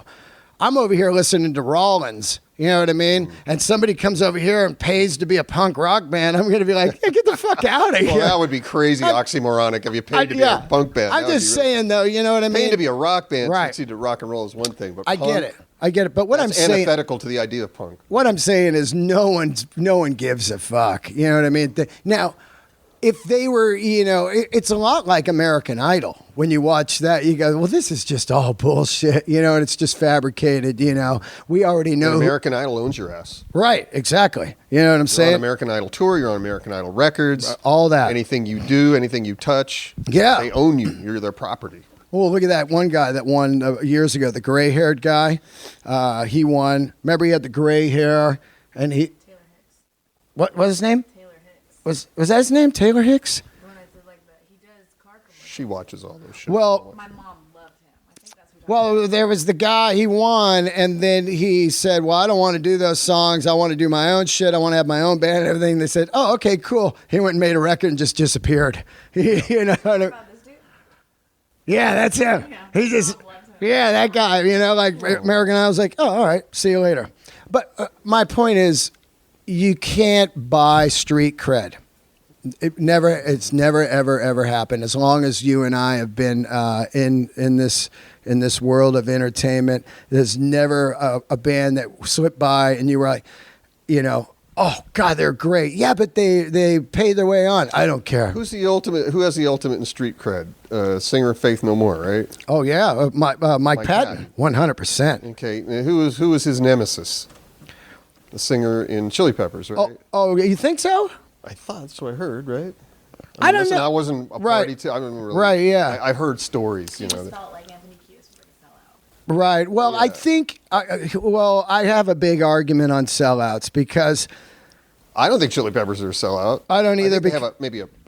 I think eventually they just started doing whatever they wanted to do. They were Do the same record, but I mean, you get old and you know you're like this works or whatever. So that's but probably a bad example. right. But I think that if you're in the game and you're playing live and making demos, you've already sold out. You're trying to get somewhere if you got a record deal and whatever. So for that argument of like, oh, those guys are sellouts, to be not a sellout would to be never to play a gig Why or is anything. it even it's such a silly argument, a sellout argument. Why is that I know. apply to rock and not to anything else in the world? I know. It's just, you know, it's just an exchange of energy we're talking about. Right. You know, I come here, we have a relationship for an hour or two. You get something out of it, I get something out of it. We get married, that's an exchange of energy. That people feel they're getting something out of it till they don't anymore, then they get divorced. Right. Or people are in bands together, or companies or whatever. All relationships are based on an exchange of energy. And if it's equitable, it works. Yep. So what's this sellout bull? Why is that even part of the language? Yeah. You know what I mean? I mean, it's funny when people ask me to do work sometimes. I get this once in a while where you get, and this a lot of times fellow musicians, which really pisses me off. They'll ask me to do something for free. Yeah. You know, I'm like, okay, would you call up your plumber to pull the turd out of your toilet for free? Yeah. I mean, why am I any different? You know, I got a big family. I got a big nut. You Yeah, know, I yeah. got to support, you know, bunch of kids, bunch of grandkids, houses, Yeah. the whole machine, you know, the whole apparatus. It's not cheap. Yeah. And I have to keep moving, and I got to keep earning. And this is what I do for a living. And usually the argument that I get is, dude, it's just guitar. It's so easy. All you got to do is kind of go like this, move your hands up and down the neck. And It you a take couple like an hours. hour. What's the Yeah. big- Yeah. Dude, what's the big? No, it took me 50 years to get here. It took me having to live in my car. It took me having to go to jail. It took me having to go through 4 marriages. It took me having to travel around the world 50 fucking times. You know, Yeah. and climbing up mountains backwards in the snow, blindfolded. I mean, fuck you. Well, people, there was that whole thing too where And people building something from nothing. Yeah.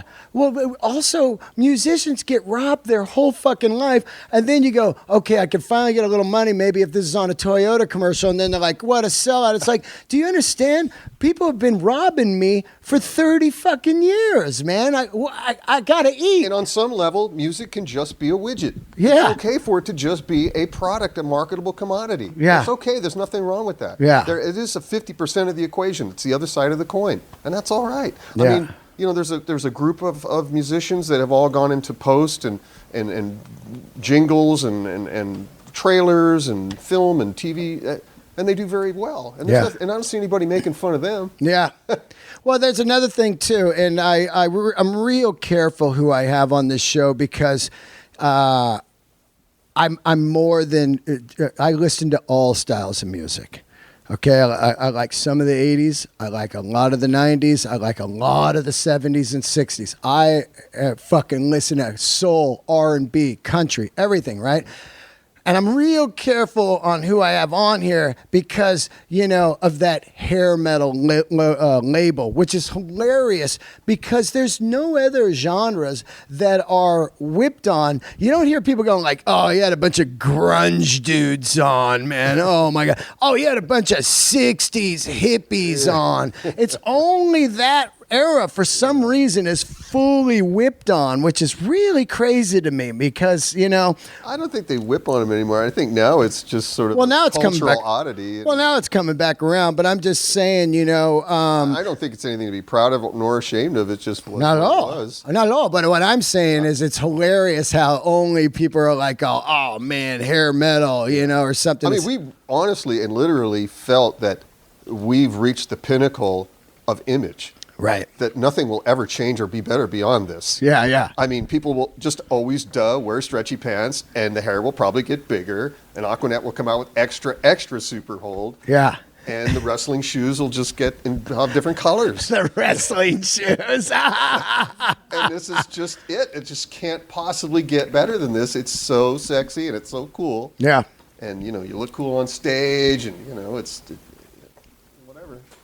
I'm just saying. I look back now and I'm like, holy shit, seriously? Very androgynous. Oh, of course, of course.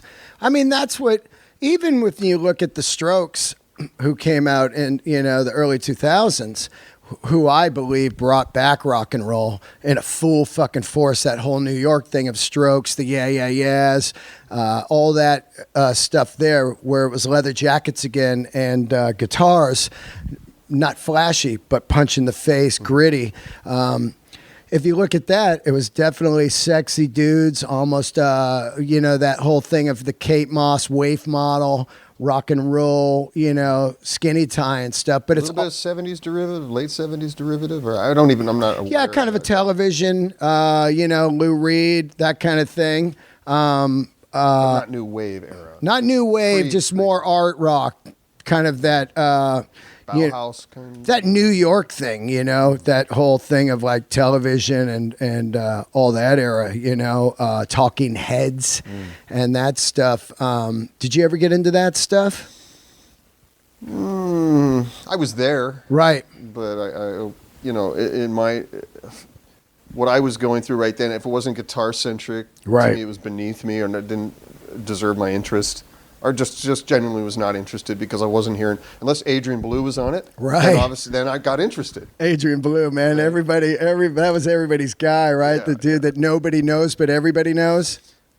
Well, he was doing something completely different. You know, he had 300 pedals, and he would use them in a very creative way, like a paintbrush, and he was creating these incredible tapestries on canvases, you know, sonic tapestries and all this musical architecture that was just phenomenal. And I didn't even know if he could play guitar, and I didn't care because he was playing something else. It was Right. beyond guitar, because guitar is just a tool. You know, I don't want to get hung up on the guitar because it's conveying an idea. Right. You know, so and it can be limiting. You know, so he had seemed to be unbound by limitations of the guitar. Yeah, I mean, those. Hendrix. Well, yeah, Hendrix. Zappa, too. You know? Zappa, did you ever go see Zappa during those times in L.A.? No. No. No, I didn't Too- see Zappa. I was not, you know, a lot of these acts I didn't appreciate till I got older. Right. Because I was too immature. I dig it, too. I understand that. I appreciate Zappa now for his intellect and for his politics, Right. you know, and for his intelligence and his bravery in standing up, you know, and speaking truth to power. Let's talk a little bit about that early days of Ozzy. You did audition for Ozzy, right? I just want to open up all the old wounds, dude. Well, they're not wounds. bleed. You know, when I'm kidding. when I interview someone, George, I don't have anyone on this show that I don't like. And when I do interview them, it's years of me just like, I wonder what that was like. If I ever got to talk to those guys. And now here I am 6 years in on this show, and I get to talk to the guys. And I always... Ask the question. Well, yeah, because when I hear interviews, I go, that fucking guy didn't ask anything. You know what I mean? They're like, tell me about the new That's Lynch a pretty Mob common record. question Yeah. for me, though, is the Ozzy question. Right. I know it's a common question, but I wanted to know about that time in your life and stuff. When you went in, did he have those any of the tunes that were on the first record? And you went in, they were I like, was up for it 3 times, Okay. and my biggest audition was the third time, which I think was the third time, which was I got closest to being in the band, and that was after Randy's death, and as Brad Gillis was leaving, I was coming in to replace Brad the Gillis. shaky side. Jakey scooped in the 11th hour and got in under me, and so Jakey got that spot. But the songs were off the first 2 records. Yeah, they were phenomenal songs and difficult to learn, actually. Yeah. And actually, I had to get some help learning them. Really? And Warren DeMartini Yeah. was tutored me as a friend and would come over to my apartment in Anaheim and just sit with me basically all week. And we just sat down and picked stuff apart. He's much better at me at picking stuff apart. Right. And I'm not musically trained in the normal sense, so I don't know scales and things like that. So it was hard for me to understand his music because it's so unorthodox. Yeah. Because it's that sort of combination of classical and rock, but done in a strange way. And I was like, what the hell is this? Yeah. It wasn't logical to me, Yep. coming from a blues background. So, Yeah, those songs, man, are just like, they're tricky. what the they're no fuck, joke. man? Stuff like, Little Dolls and, all the stuff on the second record. It's just like, whoa, the depth of it is crazy. Mm-hmm. Like, what was that like? Did you just go in and play like 3 songs or no, it was actually it was pretty involved. They had Dana Strum from Slaughter. Yeah. Was actually my agent and was the intermediary between Ozzy and myself. He was your agent? Well, he was acting as an agent. Oh, and got he ya. was. He was telling finding the Ozzy, guys. This is the guy. Right. This is the guy you need. Right.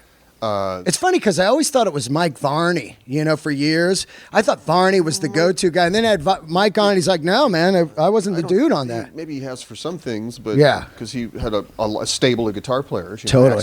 Had access to all these guitar players. But in my case, for that that particular experience, Dana Strum was the intermediary and was the guy that actually came to me and brought me into the studio, did a demo, groomed me. I had a publicist that I would meet with, and it was actually the guy that flew me to England to start touring with them. I didn't play any shows with them live. I played sound checks. Right. Brad played the shows live, but I was there just to kind of. So you were sound checking with the band. They would watch you, and then Brad would play the shows. Right. That's fucking crazy. Yeah, it was kind of just a gray area. I wasn't in the band technically, but they were like, you're going to be in the band, and we're just kind of going through the motions, and we have some reservations. And one of the reservations they had was that I was, working a day job. I was a liquor truck driver in South Central, Watts, so forth, and I was a union truck driver. And Wow. I had to cut my hair short, so I Yeah. didn't get my ass kicked in Watts delivering booze, at No 9, shit, 10 o'clock huh? At night in the project. So I had this crazy job, and it paid good, and I actually loved the job. And then I got the call from Ozzy, and it was like, okay, suit up, put on my Rock Monkey suit, and go out and learn these songs and fly to England. And I'm like, okay, I went from being the back of a liquor truck in down Martin Luther and the projects to being in England on a big stage, but I had the short hair. Yeah. I'll tell you right now, if I would have put a wig on Yeah. and not told anybody, I would have had the gig. No shit. Because that's what it boiled down to, quite honestly. Ozzy came to my hotel room one day and I could hardly understand it's hard to understand what he talks. Yeah. But basically, his thing was, what's with the hair? Yeah. Why? What? I go, what do you want me to do? Yeah. I can get a wig. And he was bald at the time. I know, because he comes out shaved head at the Right, time right. with Jakey at It's Us kind of Festival. The kettle call him the pot black. Yeah. Or whatever, but he's Ozzy, he can do what he wants. But anyways, it was a problem for them. And his wife also mentioned that to me repeatedly. And I think that was the problem, because I think I played well and I knew the songs. Yeah. And And when Jakey, I was there at SIR in Hollywood when Jakey came in, and this is supposed to be the start of our first rehearsals with Tommy Aldridge and Don Costa, the bass player who I got in the band, and Ozzy, and we were supposed to start rehearsing at SIR in Hollywood, and they just wanted to check out Jakey, Sharon Dio's wife. What's his name? Wendy yeah, Dio. yeah. Wendy Dio brought in Jakey. She goes, you got to check this guy out. She was telling Sharon, you got to check this guy out. Sharon's like, okay, we'll check him out, but we got George and everything's cool. And when I walked into the rehearsal room, Jakey was up on stage rehearsing with him. I'm like, what the hell's going on? Yeah. But he had hair down to his ass. Yeah. He had a fully leathered from, the boots all the way up. Yeah. This leather jumpsuit with all these chrome buckles. That rat look. He looked badass. Yeah. And he was doing all the tricks. Yeah. But he self-admittedly didn't play well at all. Really? He didn't sound good and he didn't play well. Didn't know the songs that way. And didn't have a good night. But they saw something in him that was missing from me. He had the stage presence and the look. Right. I'm not saying I didn't even have the stage presence, but with that short hair, it just wasn't coming across. Did that kick into you later on? Because later on, your stage presence is incredible. Exactly. Yeah. Exactly. Because all of a sudden you become... I stepped up my game. Well, you become a full rock god, man. You got like the six pack, you got the tiger guitar, you have the fucking insane hair and great tone, and it was just like... It was the kick in the ass I needed. Wow. Yeah. That's so cool. And you know what? I got to tell you, too, being in Ozzy probably wouldn't have been all that. You never know. No, yeah. Butterfly effect, if you'd turned left to right, Right. everything in the world would have been different. But, I was looking at a certain number to be in the band. Yeah. And this is, when is this? I forget. Money-wise? We're talking in the mid-'80s, right? Yeah. Early 84 or something. I can't remember exactly. Yeah, but- 83. Yeah, something like that. And I was thinking $2,000 a week, Yeah, to be an Ozzy, huge band. of course. When it came down to it, $250 a week. $250 a week? $250 a week. Get the I was fuck out. making more driving a liquor truck in Watts. $250 a That's what week. they offered me. Wow. And that's an example of musicians not taking care of other musicians. Right. I think there should be a real musicians union, not like the fake one we got now. Yeah. That's always been bogus, that Yeah, thing. yeah. Compared to the actors union, you know? Yeah, SAG is- SAG is an iron fist, Right, man. right. And you look at this music one, and these people have no health care, and there's people like hurting and in the street and hooked on drugs and shit, and they just, that's bogus. I've been in it for, 45 years? I still couldn't tell you what it does. Yeah. Except they take your dues. Yeah. And I'm a union guy. I believe in unions. Yeah, yeah. Like I said, when I had that liquor driving job, that was the best, blue collar, legitimate, payroll job I've ever had in my life. Yeah. Where, I didn't really have any money until I was 30. And I didn't even have a car until I was 26. I had a bicycle and a guitar, basically. Wow. That's all I owned. And when I had this job, it got me out of poverty, where I was making $9 an hour. I was my own boss and I was driving a liquor truck, Yeah. you know. You know what I say? It was beautiful. Nothing takes an artist out quicker than a $30,000 a year job. It'll wipe you right out. Like, hey, man, like you got a band, and then a guy gets it. They made me assistant manager, dude, and they're making 30 grand, and you go, yeah, because all of a sudden, when you are a musician and you make fucking nothing, and you get a little bit of money, like every week, and all of a sudden your phone can stay on, and you're not eating at Burger It's King. consistent money. Right. And that's the thing with the music business, at least in this country.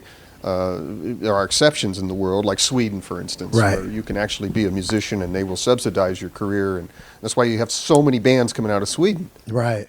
Like think about Canada, per too. They got capita. those artists. Yeah, there has those- to be a certain amount of Canadian musical content, Right. in the arts and so forth, in the radio stations and on television.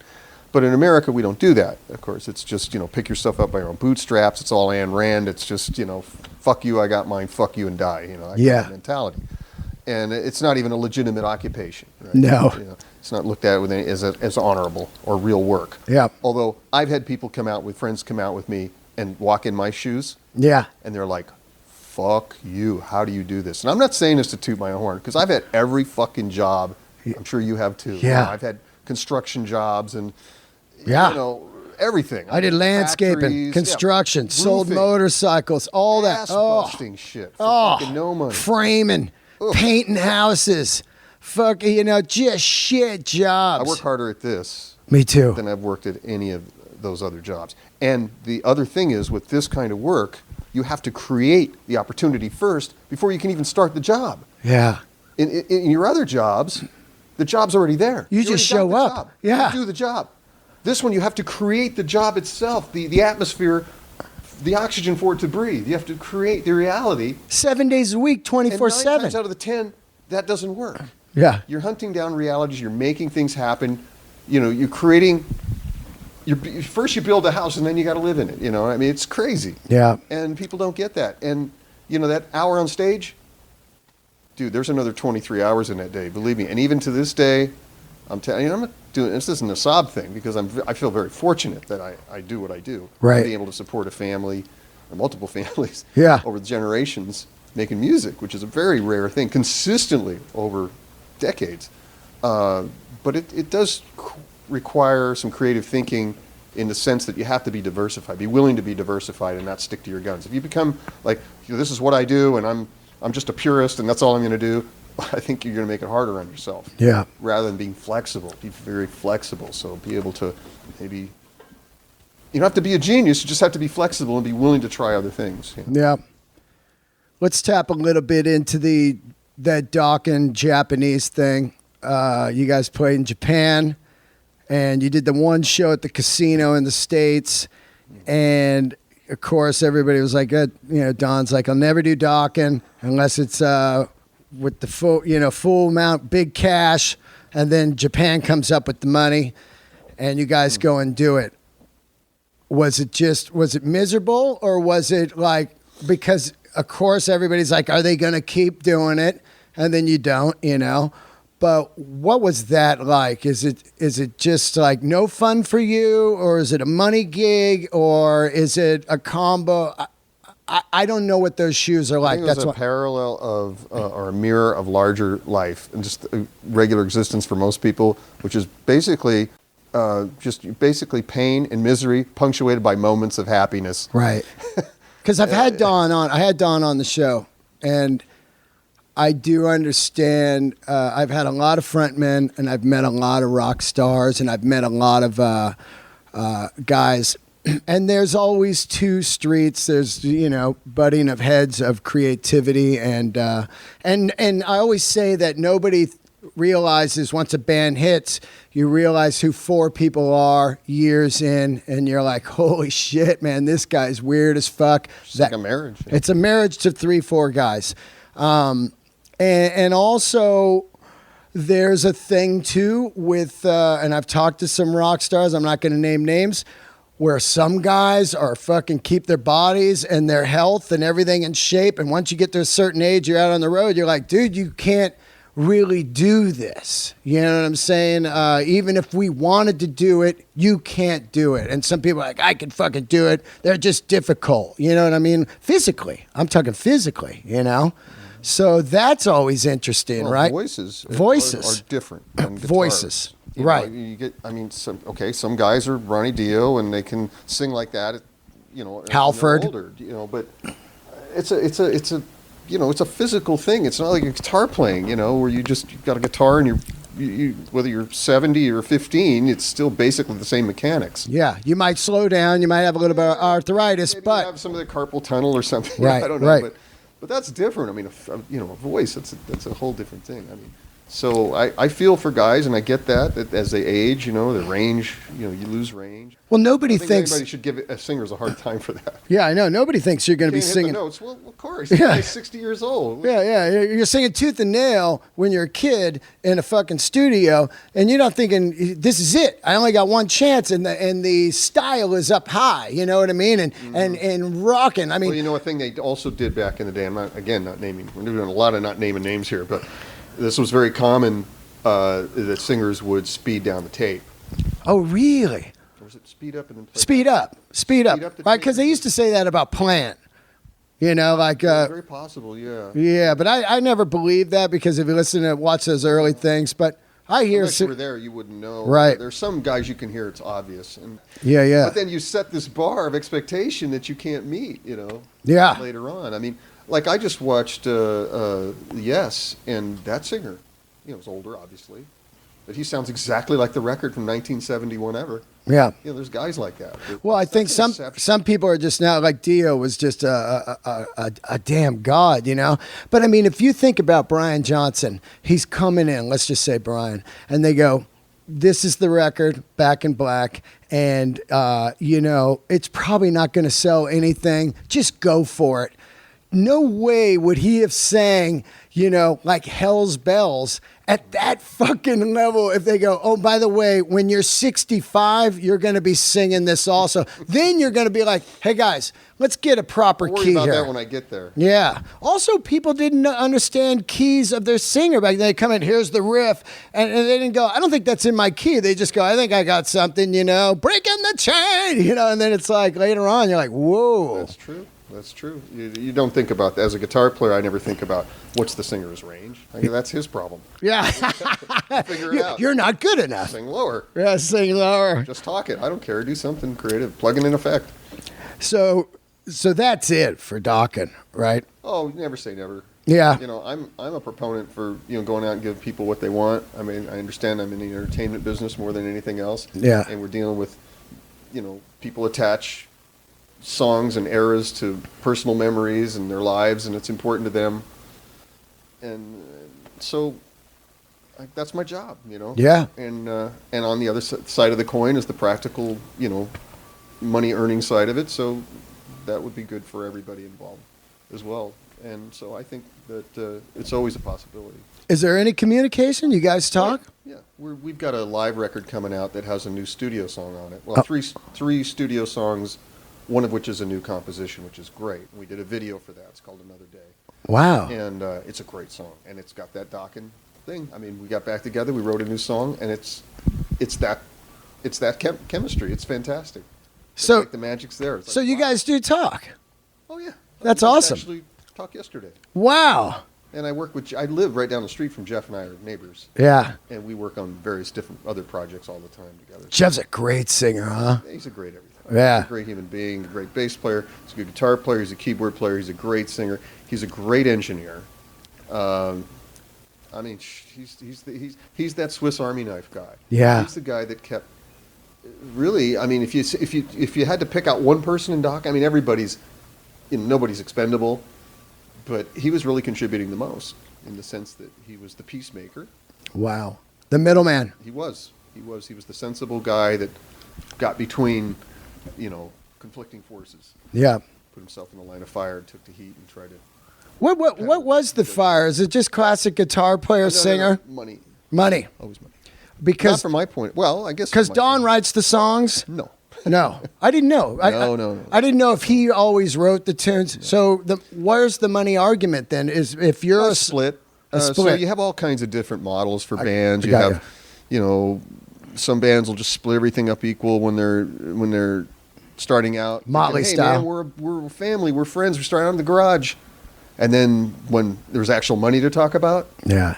greed starts kicking in. Yeah. It's like, oh, you people get in your ear. Maybe it's your wife. Maybe it's your manager. Maybe it's just the little devil inside your head. And it's just like, you know what? Okay, we got to check. The band collectively got a check for $1 million. Sure would, I'm kind of the most important guy. Maybe I should have half that instead of 250. 250 is not enough. Well, why isn't 250 enough? It used to be enough, Yeah. but all of a sudden now it's not enough. I get it. Because now you want the Ferrari, and now you want the second house, or you want to move from the Valley to Malibu. Yeah. Yeah. You want to keep up. You want to enter the jet set realm or something. I don't know, whatever the hell it is. I get it. Or just even beyond the money. I think even beyond that, it's a power ego thing too. It becomes that once you get the money, then because statistically, and I've read a bit about this, and I think this is really fascinating. But money does buy you happiness up to about $150,000. Yeah. You can put a number on it. Really? That's really important. That's an interesting data point, I think, for the world to know. Because it buys you security, and security can be conflated with happiness. Because you're secure from knowing that, I'm not going to die lack of health care. I'm going to have enough food to eat. I'm going to have heat in my house. I'm going to be relatively safe. Right. And educated. And so that's what 150 will buy you in maybe the Western world. Right. In this time. Beyond that, you get a decrease in happiness. So I think beyond that, the money incentive, once you get past that 130, 150 stage, it becomes another thing, which is even more powerful, which is genetic and super ego, and I need to project my personality across the eons. Yeah. Because I'm the only thing that matters, and everything else is just an elliptical in my elliptical orbit. The rock star is when that comes right, Well, or the movie star. You see it in politics. Totally. You see it in corporate Totally. America. You see it in neighborhoods, in all kinds of The relationships. boss. I always say it's the boss syndrome. Well, I think there's a natural hierarchy that's natural. I mean, in the animal kingdom and in the natural world, there has to be a hierarchy. Not everything is equal. I get it. I get that. But you don't want to take that to a logical extreme. So you have a man-made, imposed hierarchy. And I think when it's at its best and its healthiest is when it mimics the natural hierarchy. But when it doesn't, then you get friction, I think. Yeah. Because that's where you get injustice and inequality. Yep. Whether it's in the context of a band or a political system or the way we manage ourselves as people or so forth, or relationships, interpersonal relationships, you want it to mimic the natural world. Everything we should do, because nature knows. Yeah. Yeah. And it finds a way. And but what I always find is that greed, that's actually a new word. Greed and fear get in the way. And they're a more powerful force than logical, restrained thinking. Insecurities too, which is fear. Which is fear. Yep. It's a very powerful force that people use for nefarious reasons to control other people. And religion does that. Yep. I think that some of the serious magic of you was the Lynch Mob. And being, of course, the first record, Wicked Sensation, is just, that record is just a masterpiece, man. No one held up. And it really did. And the fucking power of that band. And it's funny, and I'm going to admit to you right now, because I often lash out at people like when they say, well, what happened to the Black Crowes? And I'm like, what do you mean? They put out like 10 records. You just abandoned them. Mm-hmm. And I did. Once Robert came in, once Oni's out, I'm out. I'm like, oh, whatever. I move on. Right. But I'll tell you what, about 6 months ago, somebody was playing the Brotherhood record. Mm-hmm. And I said, hey, that's fucking great. Who is that? And they go, that's the new Lynch Mob. And my head popped off because it was fucking great. And I was really blown away about how great it was. And there's really a it wasn't Wicked Sensation, but it's still valid. It had a thing of like, wow, this has got Me and George. Yeah. It really had it didn't sound like just some dated dudes trying to do it right. It's had a fucking freshness to it, dude. But does it matter in the big picture? Not really, because nobody's selling records, and I get and that. and that. But it's almost like we make records for personal reasons. Creativity, so you're not fucking stagnant. I'd make a record if I didn't have a record deal. Yeah. And nobody was paying me a nickel. Yeah. I'd still make records. Yep. I'd still want to write, and I'd still want to document it. Document the thought, because I think it's important. Because that's like, I'm trying to sell you something. It's like, I'm doing this because we're in this together. Yeah. Because we're all creative beings. And we're just facilitating what we're all hearing, or trying, not even what we're hearing, but because music is just an emotional expression of angst of existence. What it means to be human. Yep. All the things that encompasses. And so we're just sharing that. But you need somebody to kind of say that, whether it's whatever, art, music, a painting, a sculpture, a book, a movie, So we're just a conduit, and we're facilitating. So I don't try to pat myself on the back say I did anything, but point being, as they were put on earth, people like ourselves, creative people, are put on earth to do that. Yeah. That's what we do. We do what we're designed to do. We can't help it, whether you get paid or not. So Oni's out again. Yeah. Now, I always love this because I've been in the biz so long. When someone says, I want to go on and explore some other projects, in this world, and in this world, this is your project to me. You know what I mean? The Lynch Mob is the project. What seems to be the battle there? Well, listen, it's weird being in a band. I get it. Because there's we're all made differently, and you can never figure people out. We're just such strange animals. Right. and myself included. So to get 4 people to stay together to do anything is nearly impossible for any length of time. Especially when you get older, right? Don't blame me for that. Don't blame the individual actors. Blame the thing that created us, for that. Right.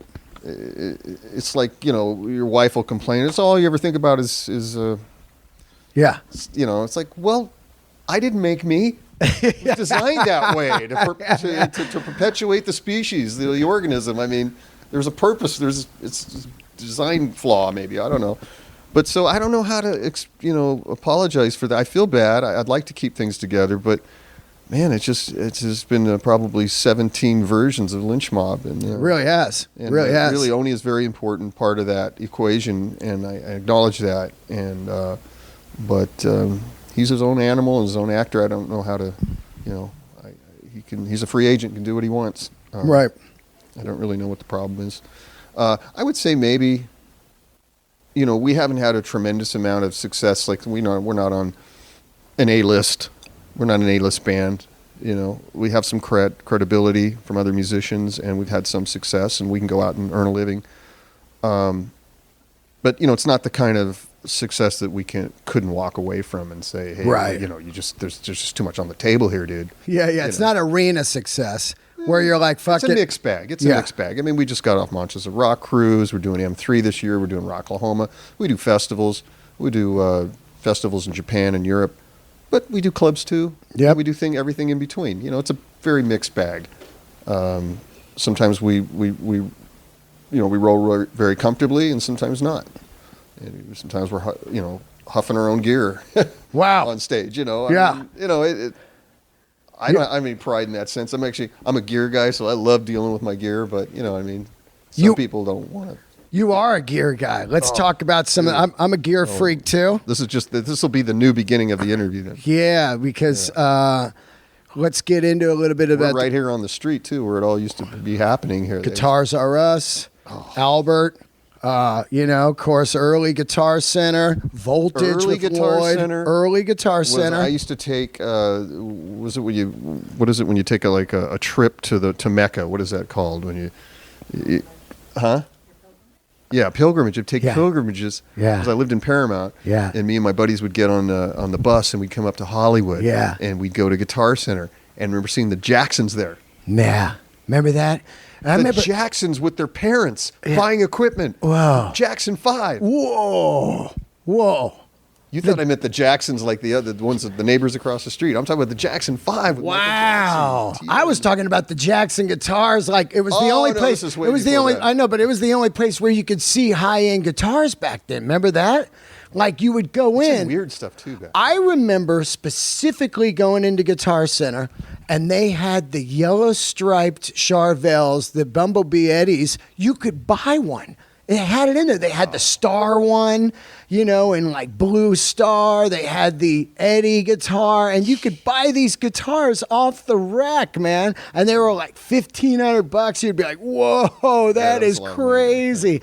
But all that guitar world down there, Lloyd at Voltage, Albert at Guitars R Us, and Guitar Center and stuff, and just. I'm such a gear freak because it's so much part of rock and roll. When you look at something, you go, look at that 59 Les Paul, the carving on the body, the flame, look at that gold top with the P90s, a 56. Look at that AC30 and Fawn, Okay, you know what you're talking about. That kind of shit is unbelievable. Tone porn. Yeah, right? It's just, I know I spend, every waking moment pretty much just fixated on gear. What do you got vintage-wise? Oh, boy. Really? Oh. I love how you answer. Well, okay. I mean, I'm not that guy. You're not Joe Bonamassa. No, I'm not that. Right, I get it. But I got to have some of that stuff. So. You got a 59? I don't have. No. I'm not that level. No. Yeah. I got a fake one. Though? A fake one. What do you got, a Max? I got a Max. You got a Max? And I got an R9. You got an R9? Which is a great one. Right. So for me, it's like, okay, I'm not really going to go spend $250,000 to $500,000. Because you can get 9 guitars or whatever, or 20 or whatever. Well, you can get an R9, a Heritage Custom Shop, whatever, like early 2000s, which was a great I like Time the period. 96. Like the first Murphy era, first year Murphy, 95, 96, And those dude. could be better sounding than a $250,000 Oh, 58 I flame said it top. over and over and over. It doesn't. It's just because it's vintage. It could be a fucking tank. There's a lot of 59s out there that suck. Right, You know, exactly. I've seen a few, and you go, oh well, this one's. I played one that was crazy heavy, Yeah, there's which a is lot of unusual. mediocre ones. Yeah, mediocre. And there's some that are just the magic, angelic ones that will change your life. Yeah. But, you know, you got $500,000, okay. I mean, I recently played a 58 Explorer, one of 31 made. Ooh. And, you know, all original Whose was it? PAFs. A friend of mine in Florida. Yeah. And I played it all. I actually did a gig that day and used it for the whole gig. Whoa. And I was just channeling something. Yeah. And it was, and actually the guy that owned it, his buddies were saying, well, you know, he's having the night of nights right now. You got to give him the guitar. Whoa. You got to give him the guitar. It's a $750,000 Yeah. guitar. Yeah, You don't ain't give gonna- a guitar like yeah, that not away. at all. But it was, I hadn't had that feeling with a guitar since I was probably 15 or 16, and I bought my first real good guitar with my lawn mowing money. My dad matched me dollar for dollar, and we bought it from a widow who advertised in the paper. Her husband had passed away, and she had a 1960 Les Paul Special, cherry, two P90s, ebony, Double cutaway. stud tailpiece, double cut, underneath the bed in a case, original case, with a Fender Tremolux piggyback blackface, Ooh. both for $80. That's some Pat Travers shit there. Both for $80. $80. And I bought a Jordan Boss Tone, Yeah. which was a distortion unit they had back then that actually plugged into the jack of your Les Paul. Oh, weird. Yeah, and they're germanium, and they're just insane. It's one of the best distortion units to this day ever. Sort of kind of a secret weapon thing. Wow. Not a lot of people know about him. So that was it. That to this day, I don't think with all my tone questing and gear searching, I don't think I've ever had anything that beat that. Really? Did you ever get a P90 guitar again? Because it's so weird Recently. that you're not like a P90 guy at all. But I am if you saw me play one. Right. I am a P90 guy. Right. I grew up with Leslie West and Oh, God, and, yeah. You know, Clapton had P90. I mean, a lot of Yeah. people used them. You know, Johnny Winter. I think P90 is the greatest pickup made. To me, I worship the 59 Les Paul, but if you get a A single hum, had a baby. thing. like if you get a 54 Les Paul with the wraparound gold top, you ain't gonna beat that, man. It's also up there with the Blackguard Esquire, just the plug in straight to the jack Oh. fire. Oh man, You know? I had a '59 Esquire for a while. Oh, I did too. I saw. I could do Eddie on that. Yeah. Oh, yeah. Plug in a Phase 90 and having a '70s EP3 Echoplex into my 100-watt Marshall, 68 Marshall Plexi. It was Wow. Eddie with the Esquire. Yeah. People trip. They go, "That's a single coil." I go, "Dude, I don't understand it, but it's all right there." You know, opposite of a Charvel. You know, it's got the real narrow neck, Totally. kind of baseball-y. You know. Yeah. But, you know, it's not a 1 3/4 inch neck or Yeah, anything but that like slab board, there's something about a 59 slab board that I think with the clay dots, there is nothing that touches the feel of that. For some reason, it's real squishy and gooey. Yes. It's got a fucking vibe, right? Yep. Yeah. Holy Yeah, smokes. It becomes part of you. My '59 Yellow Junior Oh. double cut is like that too. Oh, man. That's some Johnny Thunder shit there. Oh, dude, it's just like an extension of your mind. You know, it's almost like you don't exist. It just flows. Yeah. Yeah. It's so mad. And there's 60 years of grease and smoke and Yeah, that's what makes them great. If they were played, if they weren't played, the pickups are all high-endy and ice-picky and fucking, this sounds like shit. I always wonder what they sounded like right off the rack in 1959 or whatever year. They probably sounded shitty, right? I don't know. There's no way Because to sometimes you play it like one that's mint, like at Norm's. Here it is, hang tags, everything. You play it, it's like, oh, fuck, man. no. They got to have mellowed out with sweat. Right? Yeah. This Junior's is half the paint's gone on the back. A couple of clay dots are popped out. A lot of wear on the fretboard, but it's so magical. You know, it's all distressed. What do you got for Charvels? Like, you got any of those old San Dimas still? Well, what I used to, I actually think I only owned one Charvel, which was a Star back in the Exciter days, but Oh, you got that? I don't have it. Oh. But and it didn't sound very good actually. But what I used to do was I go hang out with Grover in San Dimas, and I would just sit around and pull, pick things out of the woodpile. that were mistakes or blams that we were going to saw in half and chuck into the dumpster. Yeah. And I'd get them for free or $20 or whatever, and Yeah. I'd go out to Mighty Might in Camarillo, and I'd pick up a bunch of parts and whatever else I could find, and I would just go. I would take all this stuff home. And it wasn't I'm not a luthier, but I would just bolt-ons together and wire them up. Right. Maybe throw some paint on it, maybe not, and sell them to my guitar students. That's how I augmented my You got any old vintage Strats or anything? No. I built my version of a '62 C-neck. It's pretty great, and I've played a lot of them, and I think this one it feels like it has the mojo that played in that worn mojo. Right. That worn mojo. Did you get into the boutique amp era of like Matchless and stuff? Were you into that or no? I missed everything, dude. I'm sorry to say. Cars and guitars we should have held on to and sold. Yeah. You know what I mean? I've owned some things, but I've let them all go. What kind of cars did you have? Any like Dino Ferraris or shit like that? 911s? Crazy, nothing crazy like that. I had Mopars? I was into the weird stuff, just the cheap weird stuff. So I had a Monza Corvair convertible. Whoa. Which That is is really weird. to me interesting. Yeah. I had a Rambler Ambassador all in copper. Rambler Ambassador. Yeah, I loved it. Just George Lynch cruising in the Rambler. Remember that car, too? You remember During the that? Rockstar era? Yeah, early. You had a 90s. Pantera? I had a Pantera, Whoa. 74 Pantera that was completely built. Whoa. Yeah. What color? Yellow? No. I had it painted. It was kind of had a lot of clear on it, but it was like kind of a gray, gunmetal, black gray, a little bit of sparkle metallic kind of thing to it. It was I met really David cool. Carradine at Norm's. He had a yellow one. I remember he pulled up. He was like, "Hey, Norm, this is a true story." Like he pulled up and he's like, "Check it out, man. I'm doing a movie and I want to get a guitar and I'll pay you later. My career's going to bounce back." And Norm's like, "Yeah, I don't know." We're outside and he goes, "Your car needs tires." And we looked at his Pantera. It had completely bald tires and no registration. He had no shoes on like he was Kung Fu. And that movie was Kill Bill, dude.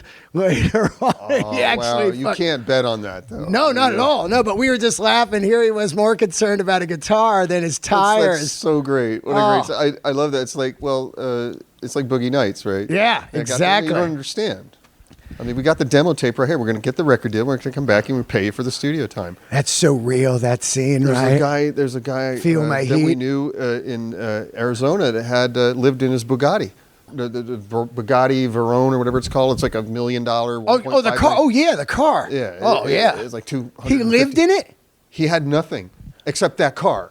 And the way he survived was he would take people for drives in the car. Wow. And I guess it was all dirty and stuff because he couldn't even afford to wash it. And Wow. he'd sleep in the back. And then during the day, he had a little sign that he made. He said, drive my Bugatti for however much he charged people. Wow, that's an amazing business. Instead of going to like the up here on Sunset where you can rent those high-end cars, you just, hey, you can drive this Bugatti for $100. Drive mine, right. There's probably some insurance implications there you got to be careful of. But what amps are you? You got any old Plexis? I just got an amp a couple days ago that I've been looking for a lot of years. It's a Magnatone 213A. Oh, that's the Jimmy Page one? No, that's Supro. This is the Phil X thing. Phil X kind of made him popular. Oh, I got you. But it's... Does it got that weird gate meter on it? No. That's... Not gauge meter, I think of Magnatones had, or one of those Supras had like a meter. No, Remember that's that? a whim. It's a whim Joker that has that. There's I think there's another amp. It's maybe a Selmer Zodiac. That was at Selmer, yeah. Selmer has the blinking green light. I don't know if they have the meter. The Zodiac or the Watkins Joker. It's a very rare amp. It's in a suitcase. Yeah. Has a mic stand, little tiny mic stand that telescopes out of it. Yeah. And you open it up, and it's the opposite of like the Joyce, Dave Reeves, military spec wiring at 90-degree right angles. It's just a bird's nest. Yeah, it's just shit wiring a fire trap. Yeah, and then so it's a wonder. It's amazing that they even still work, but they have WEM copycats built into them, which is what Pete Townsend uses. They're fantastic. tape delay. Yeah. And that has the meters that you're talking about. It's got a built-in tape delay in it. 93 of those amps. Whoa, and you got one? I had one, and Billy Gibbons, I'm not saying this to drop a name, but a friend of mine who's a photographer, is friends with Billy and Bonamasso, said, hey, man, I'm going to come by your house, and you got to be home this day. And I'm like, okay, I can't. I'm doing something, you know. But he goes, no, you don't understand. I go, what? I have to do this thing. I'm busy that day. He goes, ugh. And he kept calling me back. I'm like, this is really strange. Yeah. And finally he goes, listen, I didn't want to tell you, but you have to freaking go because I'm bringing Billy Gibbons with me. Whoa. And we're going to go together out to Victorville to go to whatever amp company was out there. I can't remember. And you're going to want to do this. I go, oh, shit, of course. And so, yeah. But I had this Joker, and I put it in front of Billy. I showed it to Billy, and he's like, damn, dude, you want to hang on to that. Because Billy is famous for using the Watkins Dominators. Right. So a lot of those early records, supposedly, Billy will never tell you. I don't know if you know this about him. Yeah. But at least from my experience, everybody I've talked to, he will tell everybody a different story about what he used on Tres Hombres or, you know, whatever it is. Yeah. He's like Pearly Gates and Marshall Halfstack. Ask my tech. I don't remember, or it was this and he lies, or he just doesn't remember, or whatever. Nobody can nail him down, including John Shanks or any of these other guys that know everything about Jimmy Page and Brian May and every single other guitar player in Clapton, what they used on every single record. We still can't nail down Billy. But from what I can gather, it was Watkins Dominators, or at least in the mix sometimes. Right. Okay. With Pearly Gates. And I'm like, okay, the Joker's way rarer than the Dominator and actually sounds better. And it's got the Wem Copycat. And he says, I don't collect these. I collect Dominators, but you should buy that. And I had it on loan. I actually didn't own it. Right. And I didn't buy it. Now that amp is worth about $50,000. Whoa, $50,000. Yeah, it was $5 back then. Whoa. So gear is really a great investment. It really for is. People that are knowledgeable, you know, better than stocks. And if you're a musician, right, it's part of your equipment. It's your tools, like a construction guy. It's your tools. So you write all that off, you hammerize it, you know, you take it off your taxes, and you use it, and then it appreciates in value. Yeah. Working musicians can't afford all this beautiful, all the vintage shit that is now all locked up. It's funny because they said in the last 10 years, vintage guitars was an amazing investment, but now they're looking at it as like millennials don't really care about vintage guitars, and like you should probably sell pretty soon at the top because it's going to start to go back down because millennials don't care about old vintage cars and they don't care about vintage guitars and like vintage watches. I hope that's not true, but I hope not too. But I'm just saying might be right. They're more like, I don't care about that old shit. Like Harley Davidson, you know, they're like, that's my dad's shit. I'm into my own thing or whatever. The Ducati or whatever. Right? Yeah. People, you know, I mean, Harley's really hurting right now, and yeah, I think you're right. Huh? There's a generational paradigm shift happening. I believe that, you know, because eventually they'll be like, I don't get why this Strat's this much money. I don't even care about guitar or whatever, you know. But there'll be less and less people that really care about that. Right. That makes sense. They're dying off, I wanted to ask you two more questions because I know you got to get out. This has been a great day for me. First of all, thank you so much. Can I just pee in my pants? Yeah. Go take a piss real quick. No. That's okay. Okay. I can hold it for two more questions. I wanted to talk to you about the infidels because I think that Pancho is one of the best bass players I've ever. By the way, it's Pancho. Pancho. He corrects us all the time. Oh, Pancho. It's got an A, I don't know. But what a fucking bass player. Ridiculous. I can't even believe that guy. He's not that good, actually. It's all smoke and mirrors.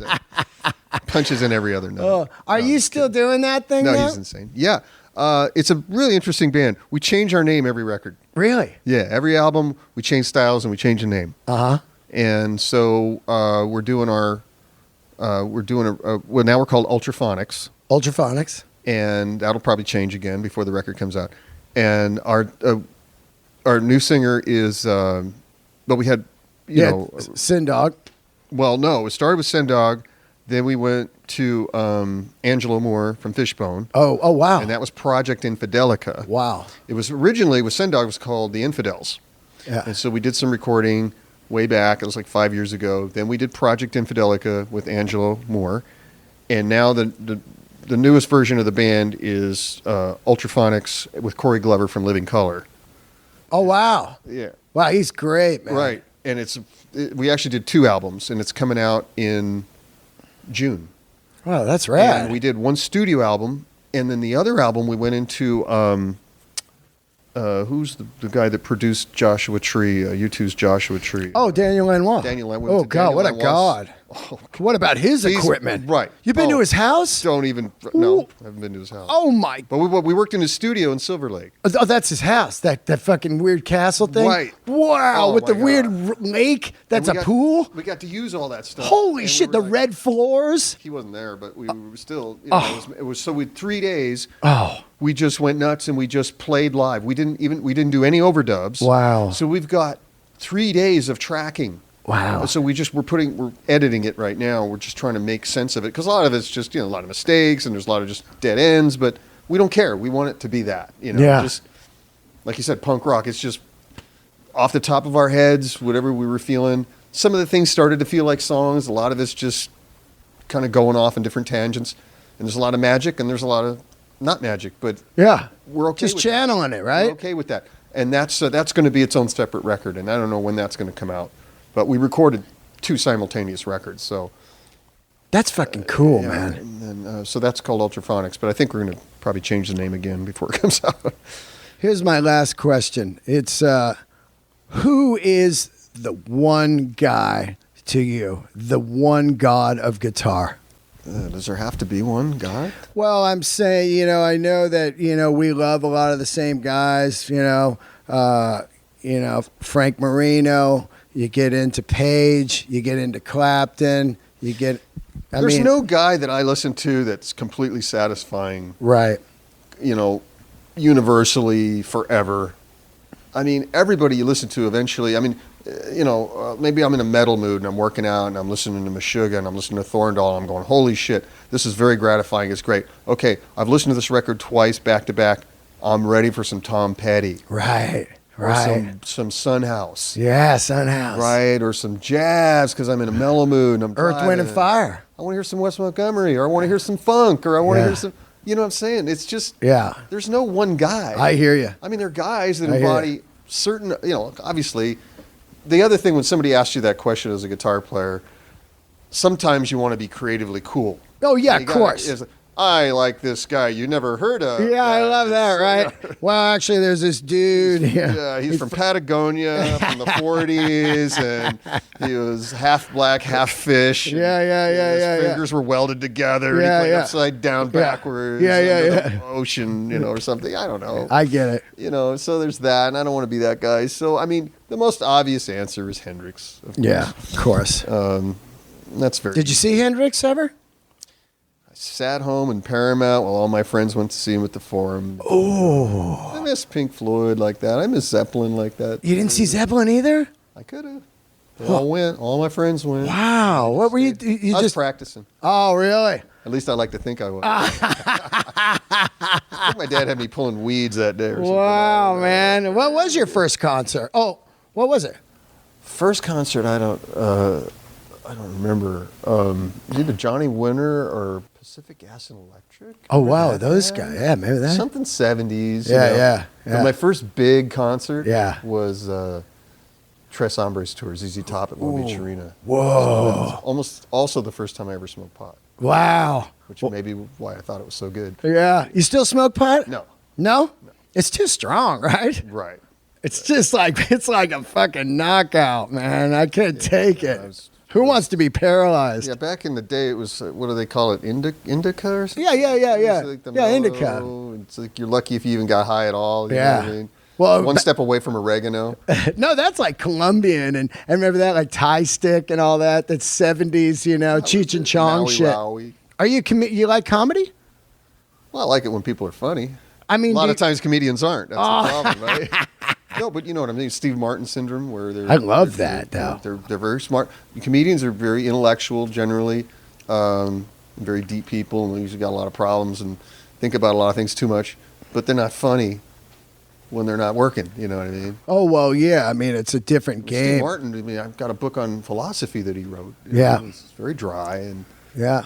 I mean, some of that dry comedy is my favorite because you can Oh. see half the room going crazy, like an Andy Kaufman. well, Andy Kaufman, Of course, right. yeah. There you go. And then who's the guy that also had that sort of very dry sense of humor that was just very stone faced with well, he sort had- of an afro? Oh, Stephen that's Wright? Stephen Wright, dude. Yeah. Oh. Also, Bob Newhart was a Oh, that's killer right. at that That's shit, right. dude. That's right. Did you ever come here to the Comedy Store back in the 80s? Yeah, I saw. I Like came with Dice your- or I came with your Kinnison? mom. Saw Kinnison. Yeah. Yeah. And we sat right in the front row because they gave us special seats. Yeah. Which They is, I fucked realize you Yeah. don't want those special seats. Yeah. He gave us a hard time. Yeah. I should have fought back. Oh, I love you, dude. We got to Yeah, get you that out to was see some honored. comedy. You know, You don't Yeah. leave the house. well, you know, for you, I do.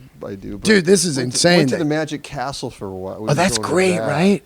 And they had some comedy there, I think, going How on. cool is that Yeah. place? It's so fucking wild. Yeah, except they kept trying to sell us on a subscription to Oh, yeah. be a part of A this membership? thing. Yeah, it's like join the club.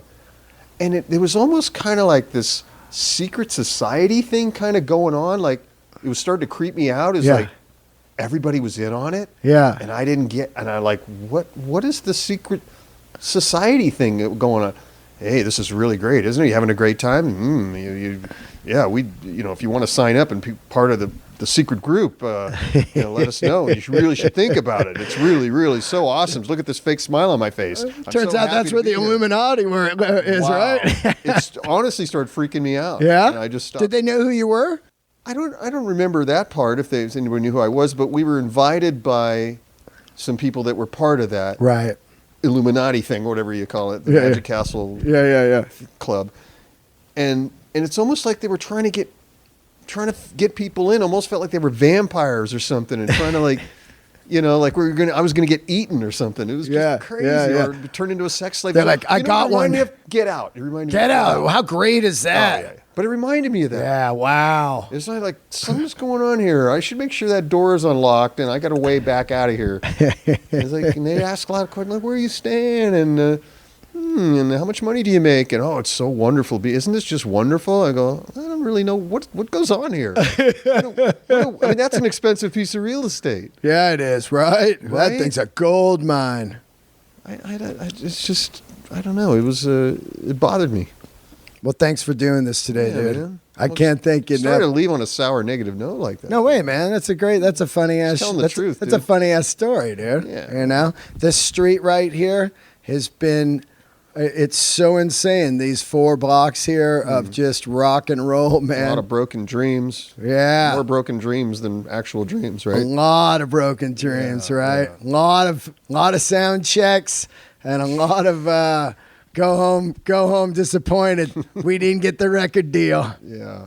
You they got- should actually have a giant billboard for all the people that are making the pilgrimage here to think they're going to be discovered, or which I did that, when I was young. I came to Hollywood thinking we were going to make it. They should give the right when you get off the bus, there should be a giant billboard that lays out your diminished expectations in data. Yeah. There should be a data point that, this many people have come here. This is how many broken dreams are going to get left on the Like a other side. ticker that keeps going.